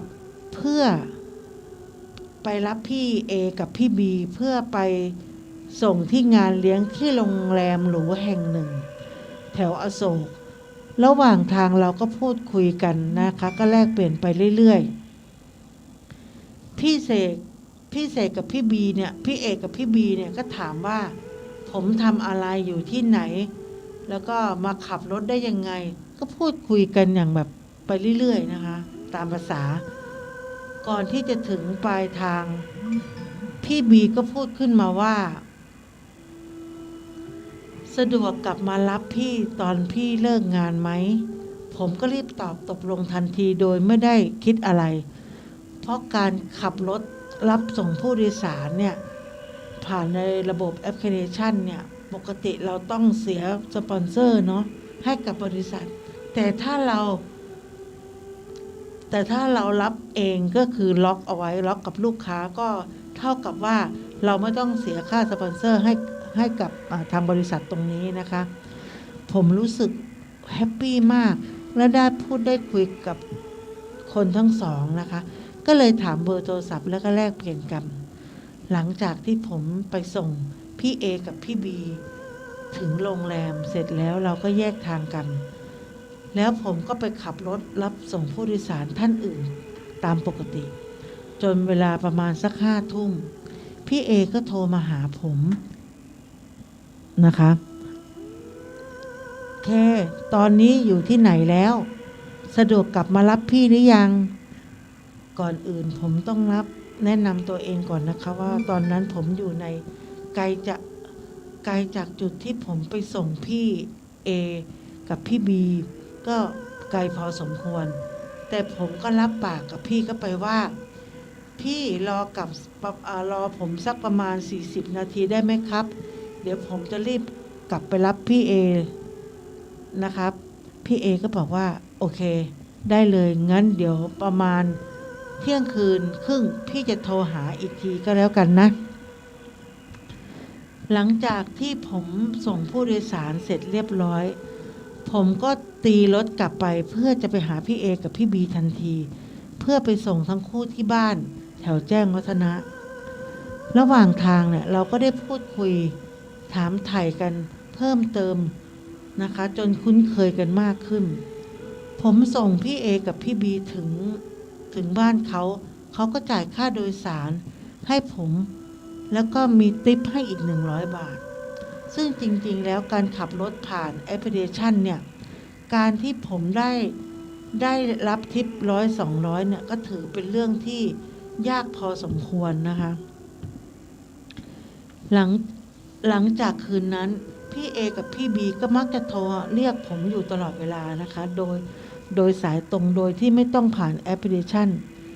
ส่งที่นู่นที่นี่พี่บีกับพี่เอเนี่ยก็ทำงานเกี่ยวกับอยู่ในสนามบินมักจะมีเวลาเข้าออกเวลาสักตอนดึกๆสัก3 4หรือเวลาที่เป็นเข้ากะนะคะซึ่งบางทีพี่แกก็ไม่ชอบที่จะนั่งรถบริษัทสักเท่าไหร่เพราะจะต้องตื่นเร็วประมาณตอนตื่นประมาณตอน4แกก็เลยมักจะเรียกผมให้มารับเพื่อไปส่งที่สนามบินอยู่บ่อยครั้งจากการโทรโดยตรงเนี่ยบางอย่างการส่งไลน์มาบ้างนะคะซึ่งผมก็ได้บริการจากพี่เอกับพี่บีเรื่อยๆมาเป็นระยะโดยทุกๆครั้งที่ผมไปกับพี่เอกับพี่บีที่สนามบินเสร็จแล้วผมก็จะส่งไลน์ไปแจ้งพี่เอว่าผมดำเนินการรับส่งเรียบร้อยแล้วนะครับพร้อมกับแจ้งค่าโดยสารผ่านทางไลน์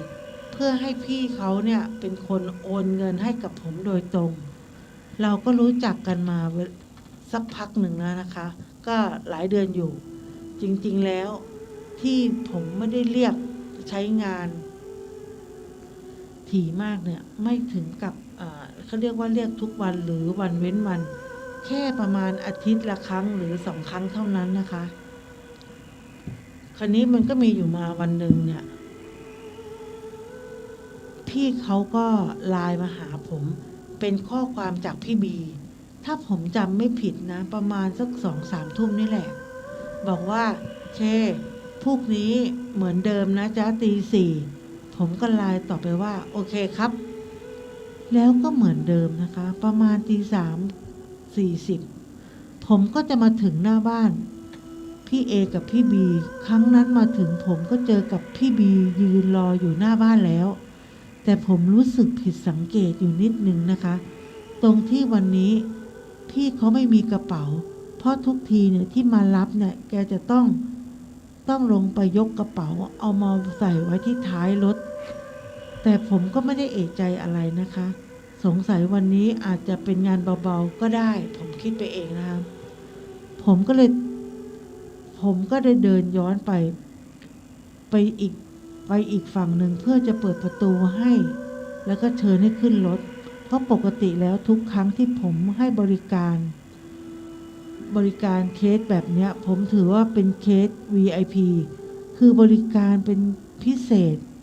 และด้วยความที่ผมสนิทสนมคุ้นเคยกับพี่บีเป็นพิเศษเนี่ยปกติระหว่างทางเราจะพูดคุยกันอยู่ตลอดจนถึงจุดหมายปลายทางแต่วันนี้พี่บีกลับไม่ชวนผมคุยเลยผมรู้สึกผิดสังเกตผมขับรถก็คิดไปในใจไปเรื่อยๆว่าปกติผู้โดยสารเนี่ยไม่เริ่มตัวเขาเรียกว่าไม่คุยก่อนผมก็จะไม่เสียมารยาทที่จะชวนเขาคุยนะคะทักทายเพราะการที่เราไม่รู้ว่าพฤติกรรมหรืออารมณ์ของผู้โดยสารตอนนั้นเป็นแบบไหนโดยปกติแล้วเราก็เป็นคนค่อนข้างจะเขาเรียกว่าเป็นคนที่ค่อนข้างมีคนนั่งอยู่มุมด้านหลังเนาะเรามักจะมองไปที่กระจกมองหลังเพื่อดูว่ามีคนนั่งอยู่ด้านหลังแต่วันนั้นมีอยู่แวบหนึ่งนะคะที่ผมมองไปข้างหลังแล้วไม่เห็นพี่บีอยู่ในกระจกผมก็รู้สึกตกใจ จึงพยายามเหลือบตามองอีกครั้งหนึ่งแล้วก็หางตาก็เห็นว่าพี่บีก็ยังนั่งอยู่ที่เบาะหลังเหมือนเดิมแต่ผมก็ไม่ได้สนใจอะไรพยายามคิดว่าคงเป็นองศาของมุมกระจกก็ได้ที่พี่บีอาจจะเอนหัวไปอยู่อีกข้างหนึ่งหรือเปล่าอะไรประมาณนั้นนะคะคราวนี้ผมก็ขับรถไปเรื่อยๆใช้เวลาประมาณ40นาทีก็ไปถึงสนามบินพอถึงสนามบินแล้วผมก็เดินลงมาเพื่อเดินอ้อมไปเปิดประตูหลังแล้วก็ให้พี่บีได้ลงจากรถแต่ผมเดินไปถึงประตูปรากฏว่าผมไม่เห็นพี่บีอยู่ในรถแล้วผมก็เลยเอาแล้วพี่บีเปิดประตูหลังลงไปแล้วลงไปตอนไหนไม่น่าจะใช่นะเพราะผมก็ยังไม่ได้ยินเสียงเปิดประตูรถเลยผมก็ยิ่งรู้สึกงงและตกใจว่าอ้าวพี่บีลงไปตอนไหนหรือว่าผมไม่ทันสังเกตเพราะว่าอะไรแต่นะคะผมก็ได้แต่เพราะว่าอะไรแต่ยังไงหลังจากนั้นผมก็ไลน์ไปหาพี่เอเพื่อรายงานการขับรถแล้วก็ส่งแจ้งค่าใช้จ่ายเพื่อให้พี่เอเนี่ยโอนเงินมาให้ตามปกติแต่ทว่าพี่เอจะได้อ่านไลน์ของผมก็ช่วงประมาณ10 ถึง 11 โมงเช้าแล้วผมก็ไม่ได้ใส่ใจอะไรพอหลังจากที่ส่งพี่บีเสร็จแล้วผมก็ไปเปิดแอปเพื่อรับส่งผู้โดยสารคนอื่นต่อไปจนกระทั่งเวลาประมาณเกือบเที่ยงเหมือนพี่เอเพิ่งได้อ่านไลน์พี่เอก็เลยส่งไลน์กลับมาว่าส่งใครที่ไหนยังไงผมก็รู้สึกงงอ้าวทำไมพี่เอถึงได้พูดแบบนั้นหลังจากที่ผมอ่านไลน์เสร็จก็เลยโทรกลับไปหาเพื่อให้แกรู้ทันทีว่าเมื่อเช้าผมไปรับพี่บีมาเหมือนทุกครั้งที่ไปรับไงพี่เคจะไปรับได้ยังไงพี่บีเขาไม่อยู่แล้วพี่เอพูดเสียงแข็งขึ้นมาทันทีตอนนั้นผมก็ไม่เข้าใจว่าคำว่าไม่อยู่แล้วมันหมายความว่าอะไรก็จึงถามพี่เอกลับไปว่าไม่อยู่แล้วหมายความว่ายังไงครับพี่เพราะว่าพี่เอก็ตอบกลับมาด้วยเสียงขุ่นๆว่าเมื่อประมาณ2 สัปดาห์ก่อนพี่บีเนี่ยประสบอุบัติเหตุแล้วเมื่อเช้ามันก็เกิดอะไรขึ้นกับผมตอนนั้นผมก็พยายามที่จะถามพี่เอต่อแต่ความรู้สึกตอนนั้นของพี่เอที่เขาเริ่มจะอารมณ์และก็ฉุนเฉียวเล็กน้อยผมก็เลยไม่กล้าที่จะถามอะไรทิ้งคำถามเอาไว้แบบนั้นว่าผมพยายามหาไลน์ที่มีพี่เอไลน์มาบอกให้ไปส่งแต่ทว่าหาเท่าไหร่ก็หาไม่เจอผมจึงไม่ได้ใส่ใจอะไรหลังจากนั้นผมก็อยากไปขับรถตามปกติจนเริ่มเกิดเหตุการณ์แปลกๆเกิดขึ้นมันก็คือผมรู้สึกว่าโดยสารจะมีผู้โดยสารบางรายที่เรียกทางแอปพลิเคชันแล้วผมก็ไม่รับนะคะแต่พอผมไปจอดรอรับผมก็สังเกตว่าจะมีผู้โดยสารท่านเนี้ยแหละที่ยืนอยู่ห่างจากที่ผมไปประมาณสัก 3-4 เมตรเขาก็มีท่าทีลังเลอยู่ทุกครั้งที่ขบวนการขับรถสุดท้ายเนี่ยเพื่อจะรับผู้โดยสารถ้าจะใช้เวลานานเกินไปเนี่ยผมก็จะโทรติดต่อผู้โดยสารเพราะเบอร์ของผู้โดยสารเนี่ยจะโชว์ในแอปผมก็โทรไปบอกว่าทะเบียนรถผมเลขนี้รถสีนี้นะครับและผู้โดยสารก็ตอบกลับมาว่าอ้าวใช่เหรอก็เห็นว่ามีคนอยู่ในรถนี่ก็ไม่คิดว่าจะเป็นคันนี้ผมก็บอกกับลูกค้าไปว่าใครเหรอครับไม่เห็นมีใครนี่สักพักผู้โดยสารก็เดินขึ้นมาบนรถแล้วก็บอกกับผมว่าก็ตอนแรกหนูก็เห็นมีผู้หญิงนั่งอยู่บนรถพี่ ที่เบาะหลังอ่ะ ก็เลยคิดว่าไม่ได้มารับหนูนะสิ หนูก็เลยไม่เดินมาขึ้นรถพี่ไงคะ จนกระทั่งผมโทรมาหานี่แหละ พอหนูเดินเข้าไปใกล้ๆเพื่อจะขึ้นรถก็ได้เห็นว่าบนรถไม่มีใครแล้ว ดูเหตุการณ์เกิดขึ้นแบบนี้สัก 4-5 ครั้ง ผมจนรู้สึกว่ามันเกิดอะไรขึ้นแปลกๆแน่ๆสุดท้ายผมก็เลยตัดสินใจ ขายรถคันนี้ไปพร้อมกับเปลี่ยนเบอร์โทรศัพท์นะคะ แล้วก็เปลี่ยนค่ายใหม่เลย เรื่องราวแปลกๆเนี่ยอย่างมันก็ได้หายไปนะคะเขาบอกว่าสรุปก็คือรถที่ผมไปรับประจำเนี่ยพี่เอเขาบอกว่าเขาเสียชีวิตจากอุบัติเหตุแต่ตัวของผมไม่ได้ถามรายละเอียดลึกๆว่าเกิดที่ไหนเมื่อไหร่อะไรยังไงแต่แล้วก็รู้ว่าพี่บีเสียไปก่อนหน้าที่ผมจะไปรับซึ่งผมก็ไม่รู้มาก่อนเลยเพราะ2 สัปดาห์ก่อนนั้นผมไม่ได้ไปหาพี่บีเลยย้อนกลับไปที่พี่เขาบอกว่าเขาปฏิเสธที่จะจ่ายค่าโดยสารผมก็พยายามที่จะหาไลน์ที่พี่เขาส่งนัดผมไปรับแต่ผมหาเท่าไหร่ก็ไม่เจอพอโทรศัพท์กลับไปหาพี่บี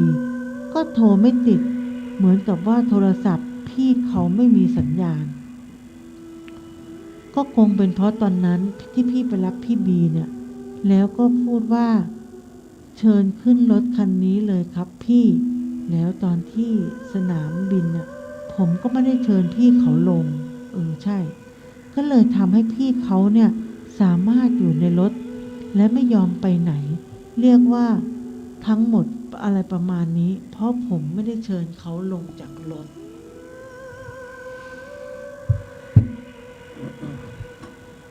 จบแก๊ปเจอวันหลังก็ต้องเชิญขึ้นเชิญลงด้วยนะก็ตอนแรกเขาเป็นคนไง ทุกครั้งก็เป็นคนน่ะแล้วอยู่มาวันนึงนางไม่เป็นคนขึ้นมาเฉยๆไงใช่ป่ะแล้วรับส่งกันประจำตี 3 ตี 4อ่ะใช่ไหมก็รับมาเสร็จแล้วอีตอนลงพี่เขาหายไปไหนพี่บีหายไปแล้วก็เลยไม่ได้เชิญเขาลงเนี่ยเพราะเขาไม่มีไงคราวนี้ไม่เชิญเขาลงเชิญขึ้นไม่เชิญลงเขาก็อยู่ในรถตลอดไปรับผู้โดยสารแต่ไม่รู้ว่าเขามีแม่ย่านางรถหรือเปล่าเนาะบางทีแต่มันเป็นรถสาธารณะปุ๊บแม่ย่านางก็ต้องทั่วไปนะหลากหลายไม่ใช่ของเราคนเดียวนะใช่เห็นคุณเลียวเขาฝากมา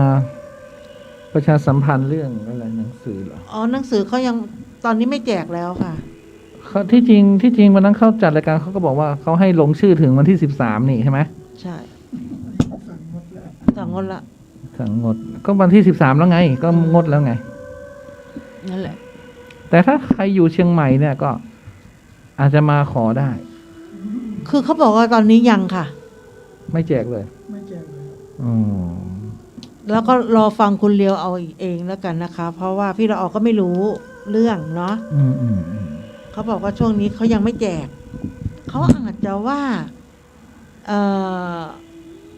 ไว้งานศพก็ได้แต่งานศพก็ส่งไปแล้วนี่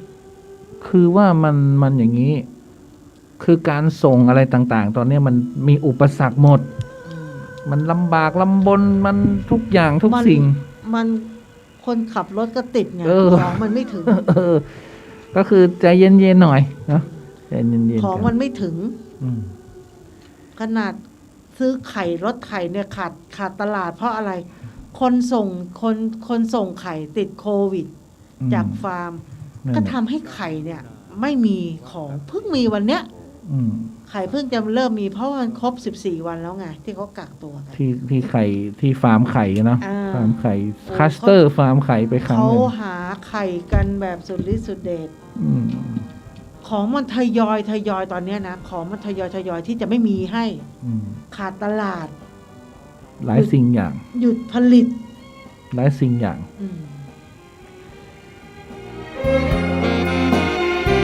ก็หมดเวลาแล้วจ้ะนะเราก็ทำหน้าที่ของเราครบถ้วน2 ชั่วโมงเราอาจจะมาสายนิดหน่อยแต่เราก็มานะอาจจะทำรายการกระท่อนกระแท่นหลับบ้างตื่นบ้างเมื่อกี้เธอหลับทั้งเรื่องเลยใช่ไหม ก็ขอแผ่เมตตาไปยังทุกสรรพสัตว์สรรพวิญญาณสรรพเจ้ากรรมนายเวรทุกดวงจิตดวงวิญญาณทุกรูปทุกนาม ทุกชื่อที่เราได้หยิบยกเอ่ยอ้างท่านขึ้นมาในรายการก็ขอให้ท่านจงได้รับความสุขความเจริญอย่าได้จองกรรมจองเวรเบียดเบียนซึ่งกันและกันเลยอโหสิกรรมและกันเทินก่อนหลับก่อนนอนก็อย่าลืมสมาทานศีล 5นะพุทโธธัมโมสังโฆศีลข้อ 1ไม่ฆ่าสัตว์ศีลข้อ 2ไม่ลักทรัพย์ศีลข้อ 3ไม่ประพฤติผิดในกามศีลข้อ 4ไม่พูดเท็จศีลข้อ 5ไม่ดื่มสุราและของมึนเมาบัดนี้ข้าพเจ้าเป็นผู้มีศีลข้าพเจ้าผู้มีศีลมีหิริโอตตัปปามีกายเป็นมนุษย์มีใจเป็นเทวดาเป็นมนุษย์สาเทโวมีความเป็นสหายกับเหล่าเทวดาทั้งหลายขอให้ข้าพเจ้าผู้มีศีลจงพ้นภัยโควิดจงนอนหลับฝันดีจงร่ำรวยจงอะไรก็ว่าไปอธิษฐานไปนะสัพเพสัตตาอเวราพยาปชานีคาสุขีอัตตานังปริหารันตุขอท่านทั้งหลายจงเป็นสุขเถิดอย่าได้มีความทุกข์กายทุกข์ใจเลยจงรักษาตนให้พ้นจากทุกภัยทั้งหมดทั้งสิ้นเทินขอเจริญพรคนไม่เข้าใจกันมัวกระทำเรื่องบาปหลายตอนเกิดใหม่พบหน้าแน่นอนนรกร้อนน่าสะพรึงกลัวอำนาจกรรมกุศลกรรมหรืออกุศลกรรมไม่ควรกระทำกรรมที่ผิดติดตัวทำบาปโหดร้ายมันไม่ใช่เรื่องยิ้มหัวผลลัพธ์น่ากลัวอำนาจกรรม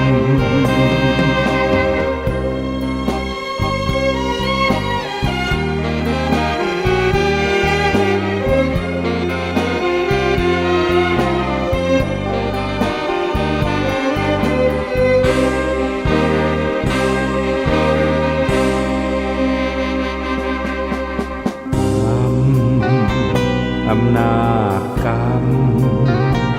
กุศลกรรมหรืออกุศลกรรมไม่ควรกระทำกรรมที่ผิดติดตัวทำบาปโหดร้ายมันไม่ใช่เรื่องยิ้มหัวผลลัพธ์น่ากลัวอำนาจกรรม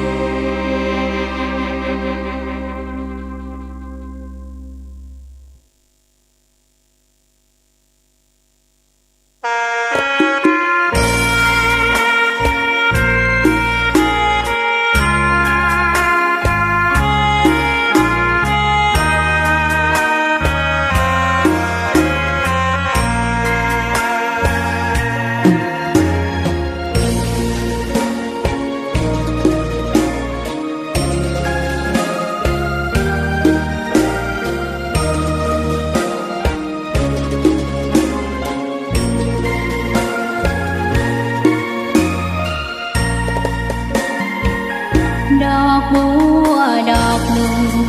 พึงใจไว้เพื่อบูชาแด่องค์พระศาสดาสัมมาสัมพุทธเจ้ามีความงามเงียบไม่เปรียบเทียบเขา